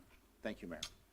Thank you, Mr. City Manager. And with that, item number 7 is City Council Conflict of Interest Disclosures. We have anybody that has anything they'd like to disclose? No? Okay. All right. With that, we'll move on to the City Council report on meetings attended per the government code. Mr. Goutron, you're first. Well, I was fortunate to attend with Mayor Pro Tem Holmes and Councilmember Ortiz, is that we had the privilege of pre-walking the current status of the City Hall facility. That was nice. It really gave a beautiful perspective. It was nice to hear Elaine go woos and wows from the views. It was nice having Oscar videotape everything to get it out there. So it was really nice. It kind of extremely impressive of the investment that our city is doing to better our quality of our facilities, and the golf course, that was really nice. It's nice to see how that will also benefit the city. The other one, I had the opportunity recently to take the advice of Mayor Glenn Miller of establishing 2-on-2s and kind of laying out an invite with our tribal from the Cabazons to the 29. I had a nice good meeting with Chairman Mike and his staff, and I came back and the report is they're ready to work with us. They're ready to do things with us. The Cabazon Indians as well, I have that coming up as well. It's really cool. I mean, it's really nice to work with our neighbors, and they are government, and they have their own form of how they do things. And those are things that we need to understand, that what they have there is their businesses. And I think it's not something new. We just haven't done it when I talked to the mayor. So I think those relationships will continue, and they will hopefully work to benefit for being good neighbors. Other than that, after our beautiful appreciation dinner, I spent 4 days sick. Started with a head cold and a chest cold, and I was out of it. So those that get it, please take care of your health. But I was out of, unfortunately, attending the cleanup day, which I was looking forward to being, and an opening of one of our businesses. So my apologies for not attending. That's it, sir. Thank you, Mr. Goutron. Mr. Ortiz? Thank you, Mayor. As Councilmember Guitron mentioned, we had the walkthrough here at City Hall on the new library. Got to see some of those views from the 3rd floor of the new City Hall, so it's looking really nice. The library has a really nice high ceiling too, a lot of sunlight coming in, everything's looking really good. So I just want to thank all of our workers out there and our staff who are planning that project for us. I'm really excited to see that finishing up. I also attended the Indio Staff Appreciation Dinner, which went really well, had a lot of fun, had a good musical chairs game with the staff there. So that was, I really appreciate that being done for our staff as well. And it was good seeing, all the people who have worked here 5, 10, 15, 20, 25 years, and seeing them get their awards for their commitment to our community. Other than that, I just had one request from our council. When we were doing the outreach I was talking to people about the meeting that was coming up today, and I realized that when we got rid of the Zoom option, we also got rid of the call-in option, and I think that kind of really restricts some of the feedback that we're getting from our community here. Like today, we could only hear from people who were physically able to come, and we didn't have anybody able to call in from around the community. And so I think we should maybe bring that back and have that conversation. I know there is some risks because of people who have been abusing that kind of system. I don't think we've had that issue here, But I do think that's something important to take into account as we're moving forward. Okay, so he's looking at making, we used to be able to, if people want to call in, they could call, and Sabdi would call them, and then they would be able to get on the line and do that. Something, city manager, you can look into, see what the pros and cons are to it. I see where Oscar's coming from. We did used to do that before, and then we stopped doing it after we had Zoom, because we went into the Zoom and everybody was on Zoom, so we didn't really worry about it, but we stopped doing that. So I understand it, but I do agree with Mr. Ortiz that we need to probably look at what we can do, but we don't want people to abuse it either. I don't know how you would stop it if we started to get people to abuse it, because once you start, sometimes difficult to not follow through. So, okay, thank you. Mr. Furman? Great. I had a quick one. I didn't have much going on. I did have a workshop with RCTC when I was in Temecula. So I'm sorry to staff. I didn't get to make it to the appreciation dinner. I was in Temecula. Poor me. Tough. I was thinking the same thing. But however, it was a very good workshop. Two things that stood out to me. One was we had our lobbyists from Washington, D.C. come out to the workshop and kind of give us a brief on the temperature in Washington, D.C. right now, just not from transportation, but from a total perspective of what's going on there. Obviously, a lot of changes. In a nutshell, respectfully, they told us to kind of be patient as far as federal funding right now, and not just transportation, across the spectrum. However, one of the more brighter points were we're still focusing on the CB Row project. And when we talk CB Row, we talk about, okay, well, what about federal funding? I think now the idea or effort will be to kind of shift our strategy and to speak in the new administration's language, so to speak, to see, okay, we have our ducks in a row. RCTC, the city of Indio, we have a strategic plan in place. We have a location. We're ready to go. And I think that's what this administration wants to do. They want to streamline things. And so I think, as far as, meeting with our local elected officials and all the way into D.C. is we want to convey that from the county perspective that we're ready to go, and we don't want to waste time. Time is money, and that's not what we want to do. We want to move forward.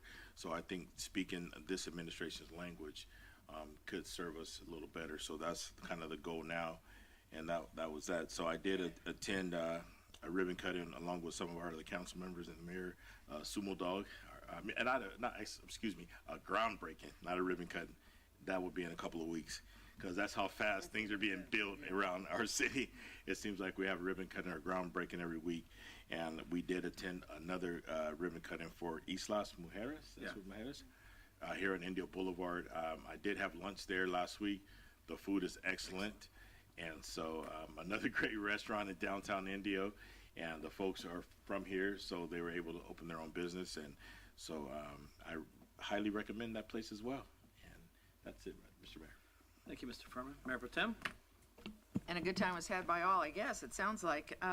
Yes, the City Hall, thank you, first of all, Councilmember Ortiz, for taking great videos. I'll just stop with the pictures and just take your video and forward that out, because I don't even take good pictures. Thank you, because it really gives our residents in business a sense of what we're trying to accomplish here in the city of Indio. And how, I look forward to this. The library is going to be great for our kids.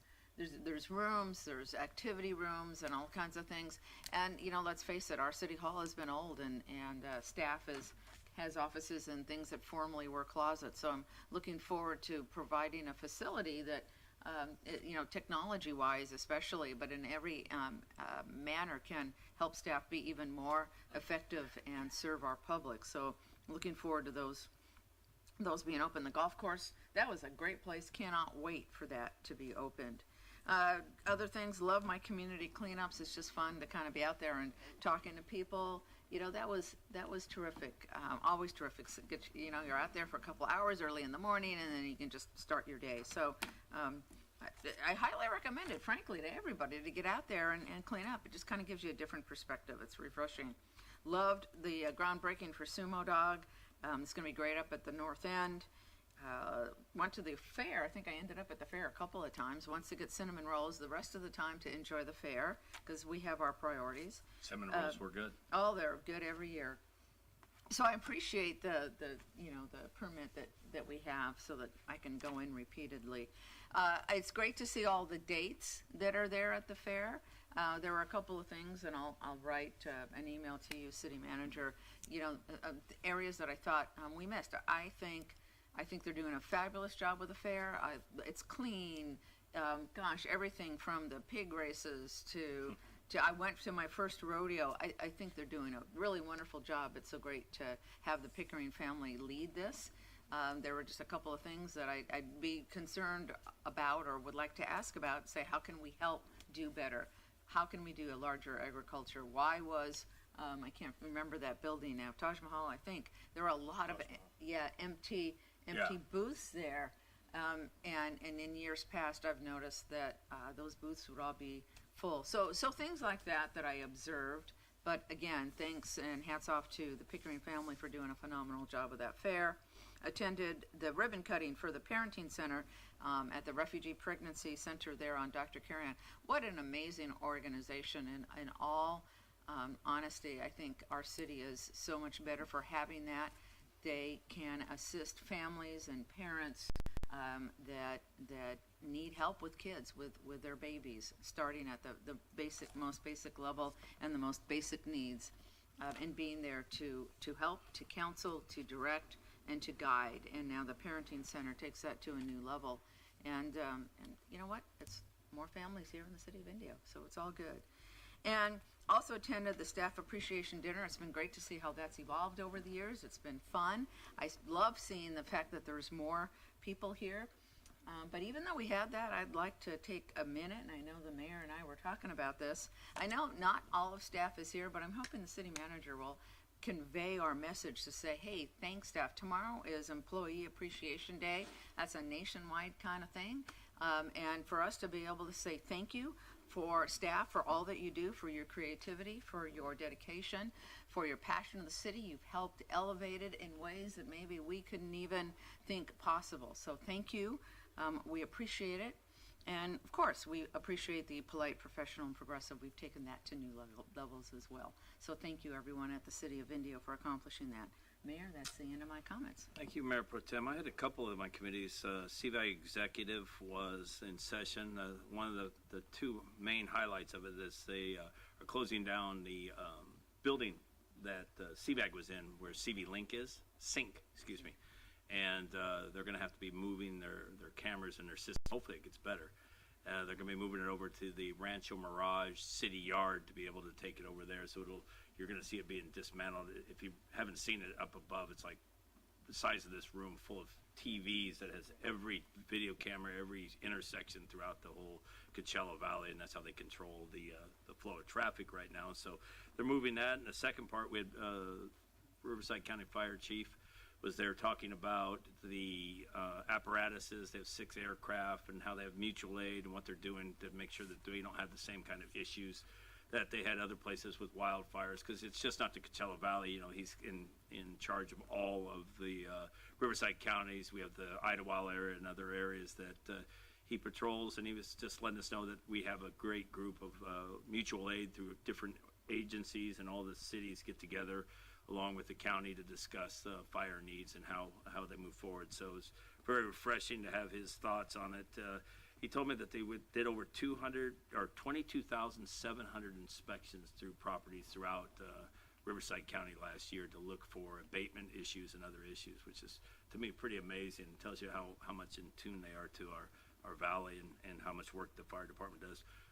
Chief, just please let everybody know how much we appreciate the work along we do with the Indio PD for the continued public safety you do for our community. So you guys do an amazing job. So thank you. And then the second one, Sunline Transit Agency, we did a couple of things, but the highlight of it is we got another Cal State Transit grant. And one of the problems that the transportation fare boxes are, you either have to have the exact change or a pass. Now they, with the new technologies, ADV and CAL technologies goes in place with the grant, where you'll be able to use Apple Pay, you can use credit cards, you can use other stuff as you're going on. Because before, like I said, it's either exact change or you had to have a pass. And so a lot of people were either being let on the bus or being refused to get on the bus. So with that new technology, they'll be able to use whatever they need to be able to get around. And you'll be able to, because of that, be able to purchase a full bus pass right then and there on the bus instead of having to worry about it going to the facility. So that's great.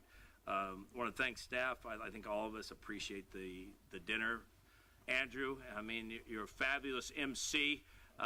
Jim Curtis is looking over his shoulder right now, but what a great job for our community. And we want to thank Fantasy Springs for being our partners too, the support and help that they give us in so many ways. But you know, they're always our host. They're always making sure that we have a good process there and a great meal along with good service, and they help us with the funding. So can't say enough about our tribal partners. So thank them and thank all you and your staff for what you do. And then we did have a couple ribbon cuttings. So at Isla Mujeres, we talk about Mexican food, which is downtown. Great place, known for their seafood. So if you haven't gone, please do. Eat, shop Indio, the more you do. And then the Parenting Education Center, which is over at the El Super area right behind it. There's in the adjacent industrial building, or not industrial building, shopping center there. They have their services for the pregnancy refuge. They have a great system in place to help new parents with training, education, and support with materials, including diapers and other stuff to help them get through their new pregnancy and work with their child. So that's great. And then one we didn't get to do a ribbon cutting is Skechers is open in Indio Town Center. And Tilly's is coming next, so that'll be opening here in the next week, and they're beautiful stores, so another addition to the City of Indio family, so thank them for their investment. And then the last thing is everybody's been asking me about this beautiful bow tie and vest. Actually, I've been supporting the Women's Club of Indio for a long time, and they always have their big fundraiser, and we've been ushers along with Ruben Franz. We have Adam Reed and Gil Rodriguez, and we've been ushers for a long time, supporting the ladies as they go through, helping them with the auction, and they always give us a new vest and a tie, and this is actually the only one I could ever wear that actually fits into something, because the other ones are Mardi Gras, they're gold, silver, or whatever. So I figured I'd get it and wear it one time before I put it in the closet to where it's going to probably sit for the next 10 years.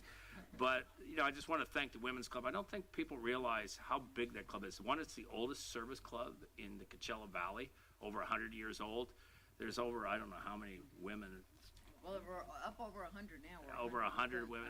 And their main goal is to help and support young ladies in the community through scholarships, through Read With Me program, Ophelia Project, and continuing to raise all kinds of other opportunities, from giving clothes or blankets to the homeless. So just do a great job, and I just want to thank them for, one, allowing me to help them, but two, to give them a highlight for all that they do. Just like I said, another great service club here in the City of Indio. So with that, I will move on to item number 9 now. At 9.1, it's the appointment to the Coachella Valley Mountain Conservancy Commission. What we did is Mayor Pro Tem Elaine Holmes asked to be replaced because of she needs to do a couple other things, and she loves that commission.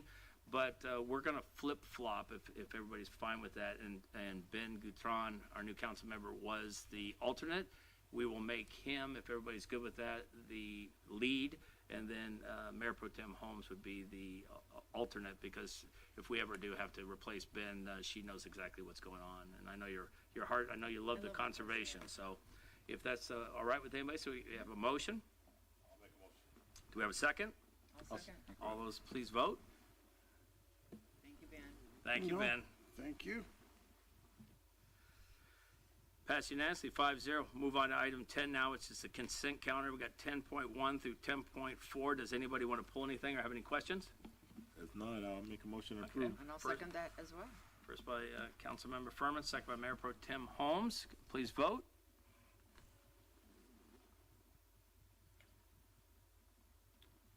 Passed unanimously, 5-0. With that, we'll move on to item number 11 now, which is administrative item, Independent Auditor's Report and the city's annual comprehensive financial report for fiscal year 2023-2024. Ms. Walla, are you handling this? Yes, I am. Good evening. Ruby Walla, Director of Finance for the City of Indio.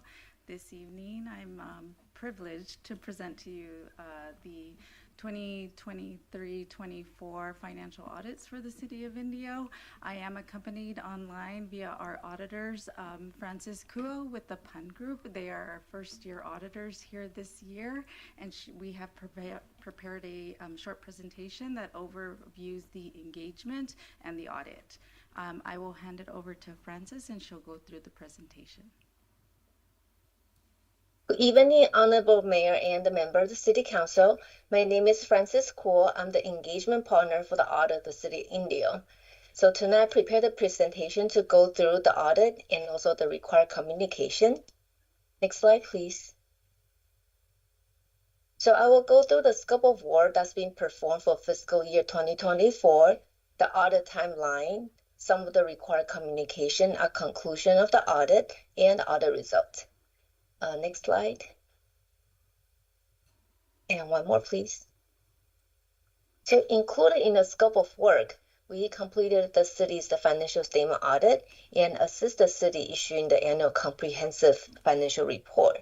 And we also complete the audit for the Air Quality Management District Special Revenue Fund financial statement and the compliance audit related to AQMD, the Indio Water Authority financial statement audit, the Electric Financing Authority financial statement audit, the Measure X financial statement audit, East Valley Reclamation Authority financial statement audit, and also completed agreed upon procedures on the appropriation limit schedule. Next slide, please. And one more.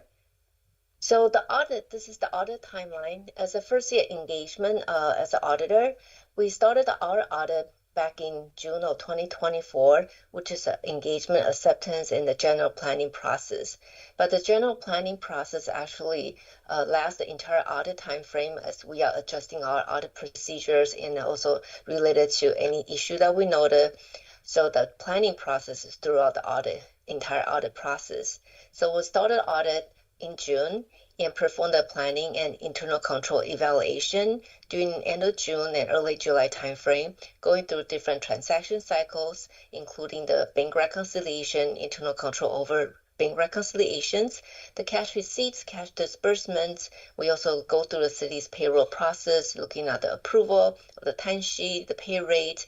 We also look at the census data related to the city's pension and other post-employment benefit plans, and evaluating all these an IT environment. So these are the internal control testing that we did during the interim phase of the audit back in summertime. And then we went back to the city during fall timeframe, October, November timeframe, to start out the fieldwork audit on the year-end account balances testing, including analysis on the account balances, perform substantive testing of details, and send out confirmations to confirm account balances and perform analytical procedures. And after that, we begin our post-fieldwork, wrapping up the testing, review the files, and then go through the QC review of the documentation, the audit file.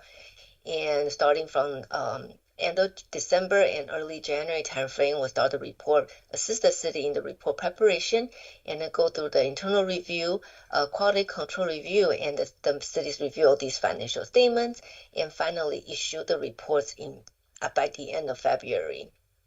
So that's the almost 9-month time frame to go to the audit. Now, some of the required communication in accordance with the auditing standards. So we have complied with the relevant ethical and independence requirement in conducting the audit for the city. The city's significant accounting policies are described in Note 1 to the financial statement. The city also adopted the new policy in accordance with GASB, the Government Accounting Standard Board Statement number 100, related to correctional error and accounting changes. So that's a new requirement to be implemented during the year ended June 30th, 2024. So there are no other policy that's being adopted during the year. Some of the significant estimates used by the city management to prepare the financial statements related to the investment fair value, the depreciation and amortization of the capital asset related to the useful life of those assets, and the pension and other post-employment benefit plan also involve a lot of significant estimate related to the interest rate, the life expectancy, all those estimates used to estimate the total pension liability and total other post-employment benefit liabilities.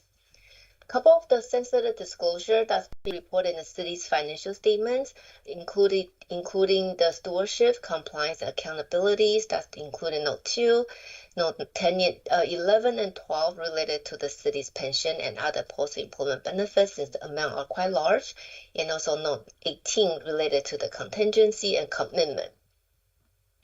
There were no uncorrected misstatements for the city's financial statements. We also talked with the city's finance department.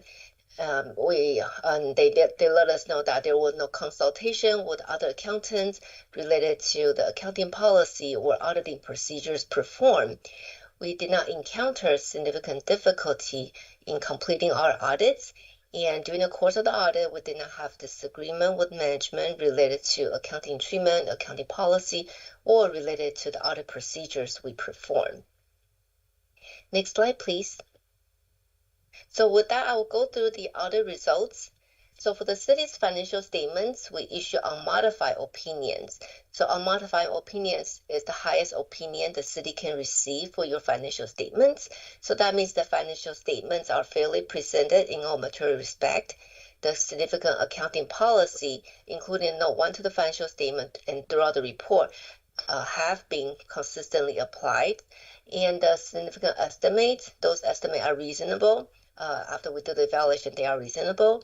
And the disclosures are properly reflected in the city's financial statements. There are also a couple compliance audits that we perform. We also issue a modified opinion related to compliance, which means the city comply with the compliance requirement in all material respect. Next slide, please. So with that, conclude my presentation. I'm more than happy to answer any question you may have.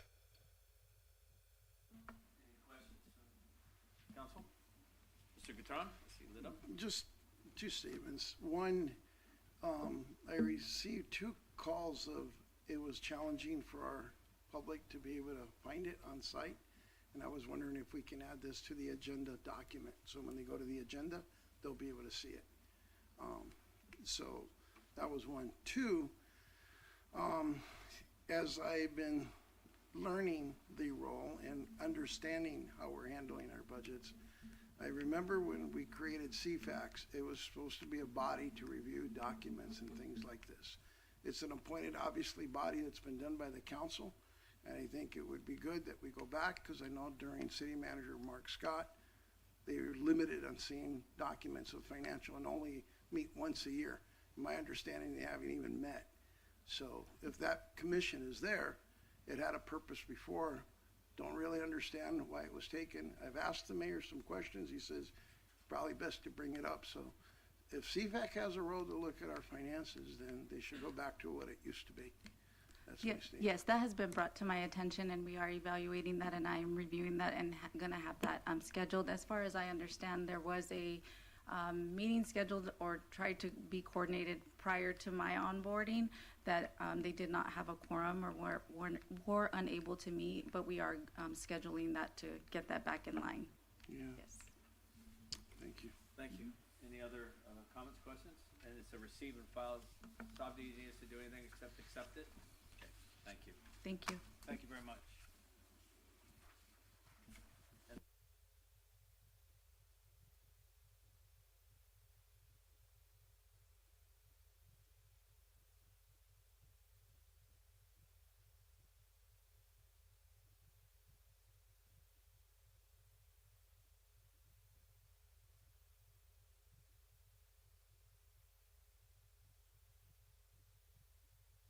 TAM and City Council members, is that better? David Razzo, Senior Management Analyst, Community Development.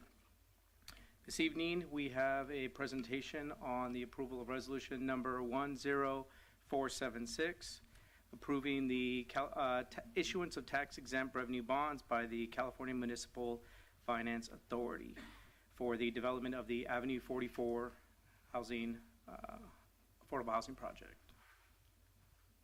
And if I can get this to go, oh, my apologies. There we go. Okay, so a little bit of background here. The Avenue 44 apartments are part of the Pacific West Community's 180-unit multi-family affordable housing project. This is located on the north side of Avenue 44, west of Gulf Center Parkway.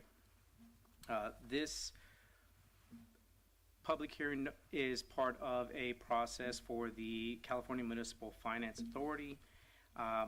When we are considering Federal Tax Equity and Fiscal Responsibility Act, also known as TEFRA, public hearing is required. And so for this particular project, the borrower is the Pacific companies, and they are requesting proposed financing from the California Municipal Finance Authority to be the issuer of tax-exempt financing in the amount not to exceed $50 million. A little more detail in your staff report. These are just highlighted bullet points. As part of the Tax Equity and Fiscal Responsibility Act, also known as the TEFRA, public hearing is required, and it's also required that City Council approve a resolution acknowledging this type of project. I will note that the borrower is assuming sole responsibility of this debt. The city has no financial responsibilities or legal obligations to this repayment. This is solely between CMFA and, in this case, the Pacific companies. A little bit about the California Municipal Finance Authority. They are a joint powers authority formed to assist jurisdictions, nonprofits, and businesses through taxable and tax-exempt debt. And so as part of this requirement, we are asked to hold a formal public hearing notice and request City Council approval of the proposed financing for this project. Next slide is just a breakdown of the current location for the project. You'll see it's north of Avenue 44 and just west of Gulf Center Parkway. That concludes my presentation. Thank you.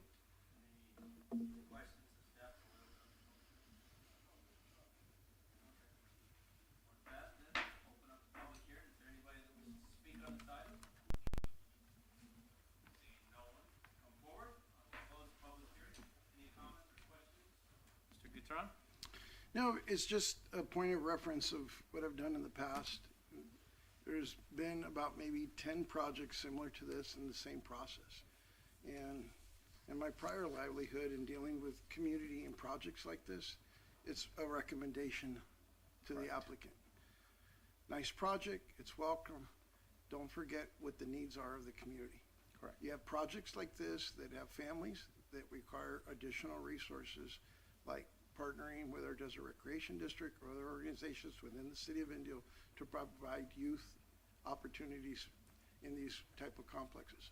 For seniors, partnering up with our senior community, with our senior center and whatnot, and there's various programs. I wasn't privileged to the prior process to getting to the approval, but I know that in windows opportunities like this, I discussed it with the city manager and the city attorney. They figured that this would be an appropriate time to mention that. Again, it's not a condition, but a strong request of consideration for our community. Absolutely, thank you. Yes. Technically what you're saying. Thank you. Correct, it is the Pacific companies, yes. Correct, yes, and I believe it was 2022 that a TEFRA hearing was held for that particular project as well. Motion? I'll make a motion to adopt resolution number 10476, approving the issuance of tax-exempt revenue bonds by CMFA for financing of the Avenue 44 apartment project. First by Councilmember Furman, we have a second. Ben Gatron, I'll second. Second by Gatron, please vote.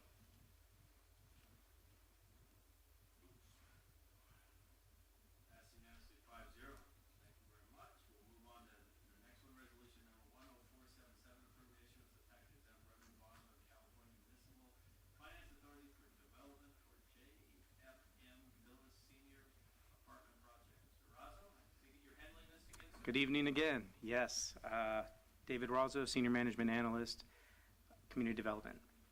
So the resolution number 10477 is for, again, the request of council approving the issuance of tax-exempt revenue bonds by the California Municipal Finance Authority for the development of the JFM Villas Senior Apartments. So again, a little bit of background here. For these particular JFM Villas Senior Apartments, this is part of the Coachella Valley Housing Coalition 50-unit project that they're doing on the west side of Van Buren. And so similar process as the previous developer, they are requesting tax-exempt bonds in the amount of not to exceed $30 million for this particular project. And the same process applies. Public hearing is required, and it is also required for approval of City Council for the said tax-exempt bonds. Again, the borrower is assuming sole responsibility of this debt, and there's no financial responsibilities or obligations for repayment for this particular project. And here is a brief map of this area. This is west of Van Buren. You can see Indio Boulevard. Dr. Carrion is north of this, while Avenue 48 is south of this. And those of you who remember, this is part of the Fred Young. Correct. I'm available for any questions regarding this. All right. Any questions of staff before we open a public hearing? All right. With that, I'll open a public hearing. Does anybody wish to speak on the subject? Would you like to come up, sir? Well, I've been waiting all this time. I was going to say something. Thank you very much, Honorable Mayor and members of the City Council. My name is Pedro S.G. Rodriguez. I am the CEO of the Coachella Valley Housing Coalition. This is a 50-unit senior housing. The JFM stands for John F. Milley. He was the founding director of the Coachella Valley Housing Coalition. He served our organization for 34 years, and this is our way of honoring his legacy by naming these two developments with these initials. You should be proud because the city was our partner in transforming the Fred Young Labor Center, also known as El Campo. We already built 253 beautiful units for farm workers. This is going to be 50 units for seniors, and 25 units will be reserved for retired farm workers. And it will be a beautiful development that the city will be proud, and you will also be proud. And hopefully in another 3 months, we'll invite you to our groundbreaking. Thank you. Appreciate that. Anybody else wish to speak on the subject? No, we'll close the public hearing. Is there any comments from Mr. Gutron? No, other than Pedro, my hat's off to you and the organization. Again, what I mentioned earlier, don't need to really say it, but I will. That community's been instrumental in changing that part of the city that we annexed. When we annexed, that full facility was inherited part of the annexation. But you turned it around from a place that was built in the 40s to what it is today. Obviously, you will continue to do what I mentioned earlier, bringing in wraparound programs, layman's terms, bringing programs and partnering with local nonprofit communities from the community of Indio is very important, because that's who understands the people that are living there. And you will continue do that with the senior program as well. So appreciate it. I think the city appreciates it greatly. And we appreciate your partnership with us over the years and your continued support of our community. With that, do we have a motion? I got a comment as well. I'm sorry, Oscar. I didn't see it over there. No worries. I just want to say thank you also to Pedro and the staff at Coachella Valley Housing Coalition for being a great partner with us here at the city in providing these housing services for our community. I have the privilege of working with some of those families in the other work that I do, and I know that they're all very appreciative of the opportunity they have here in Indio in those housing complexes and the services that they receive there. Also visiting those sites frequently, we see that they're always clean, they're well managed, you have a great staff working there. So we just want to show our appreciation here and thank you for that continued support for our families. And also, great to see that there's 25 units for retired farm workers. You know, we meet some of these folks out here. Some of them live in, the apartments next to Miles Park and stuff like that. And we know that they struggle so much to afford the housing prices now because, even when they're on the fixed incomes, they're just not enough to survive on today's wages, on today's housing prices. So really appreciate your efforts and that focus on the needs of our community. Thank you. Good words, Mr. Ortiz. Well said. Mr. Furman, did you want to say something? Excuse me, I was ready to make a motion. Okay. I'll move to adopt resolution number 1047, approving the issuance of tax-exempt revenue bonds by CMFA for financing of the JFM Villas Senior Apartment Project. I'll second that. All right. First by Councilmember Furman, second by Mayor Pro Tem Holmes. All in favor, please vote or vote. And it passes. Done. Passed unanimously 5-0. That will move on to our last item on public hearing, resolution number 10478, approving the issuance of tax-exempt revenue bonds by the California Municipal Finance Authority for development of the JFM Villas Family Apartment Project. Mr. Razo. Again, good evening, Mayor, Mayor Pro Tem, council members. Resolution number 10478 is for the approving of the issuance of tax-exempt revenue bonds by the California Municipal Finance Authority for the development of the JFM Villas Family Project. So very similar to the senior villas, the Coachella Valley Housing Coalition is proposing 100-unit multifamily affordable housing. Also, would like to mention that there is a percentage that will be for current farm workers. So wanted to tie that in. The Tax Exempt and Fiscal Responsibility Act, again, we have a public hearing requirement for the tax exempt financing. The borrower assuming sole responsibility of this debt. There's no legal obligations required by the city. And lastly, this is request that City Council approve of the proposed financing. And this is the location of the family villas. You'll see adjacent to the senior villas. This is closer to the Van Buren Street. That ends my presentation. Thank you. Any questions of Mr. Razo? No? Okay, with that, we'll open a public hearing. Anybody wishes to speak? Pedro, are you going to come up? Might as well. I want to acknowledge Travis Cooper from CFMA that came all the way from, is it Carlsbad? Yeah, Carlsbad, yeah, and he's been patiently waiting in case you have any questions. This is 100 beautiful units again, family. And, I just want to tell you, it's very difficult to get the financing for these deals. It's very competitive. We don't have all the resources that the private developers like Pacific West has. We have to find the state money to help us with this development. We have to find an investor, a private investor that wants to come in. And it's not easy lately because of the potential reduction in taxes.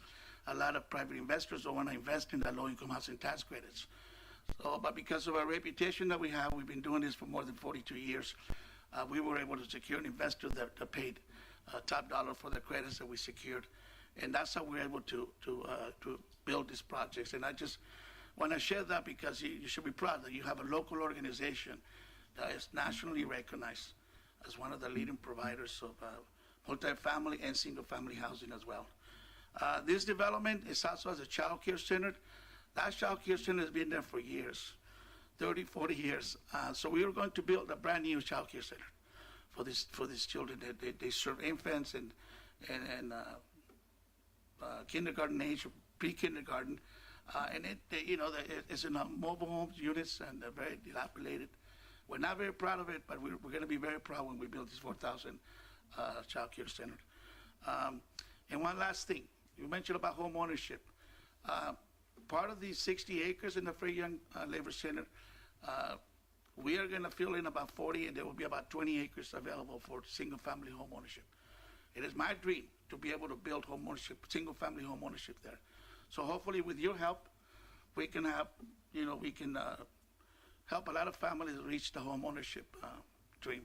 So we're looking forward to talking to your staff, and I also want to acknowledge your staff, and I want to thank him, Mr. Montgomery, you and your staff for approving the plans, and this project is ready to go.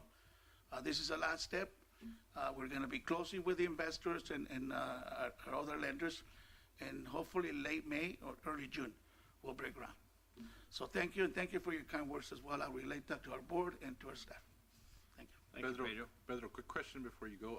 What percentage is saved for the farm workers on this one? think David mentioned. Actually, this will be open to everybody. Okay. This is, so Okay. we have singles and 2, 3 bedrooms, but this is open for farm workers are eligible, but also regular families as well. Because the other 253 units that are adjacent to that, they're all 100% farm workers. Gotcha. Thank you. Pedro, the only thing I was gonna tell you is, again, the Campus, it's still gonna be Campesinos Unidos, Yes, they're the providers, yeah, for the daycare. for the daycare, yes. So it's been a great partnership with Van Buren Elementary.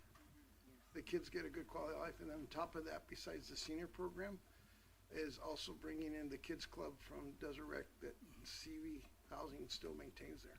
So the whole quality of life is completely changed. So thank you for continuing those programs. Thank you. Anyone else wishing to speak on the subject? You came all the way from Carlsbad. Do you have anything to say?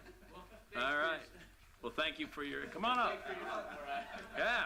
I mean, we feel bad. You've been dragging us. Well, I got happy now, right? Yeah, say a few words. So my name's Travis Cooper. I'm with the California Municipal Finance Authority from Carlsbad.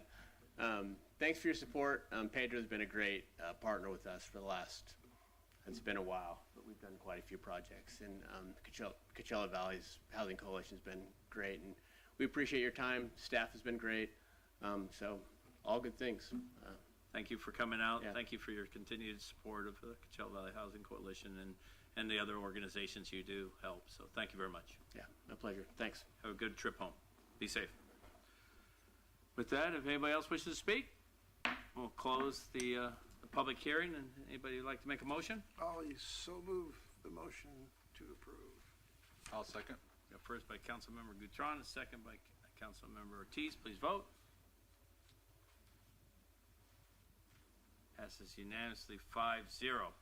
With that, we'll move on to public comments. Oh, yeah, it's 5-0. No, I didn't catch the other one. So, yeah, it's 5-0. So, we'll move on to public comments for non-agenda items. I do have a Mo Moore. Did Mo stay? No? Does anybody wish to speak on non-agenda items for public comment? Nope. With that, then we will adjourn to our next meeting for the City Council for March 19th, 2025. Have a great rest of your week.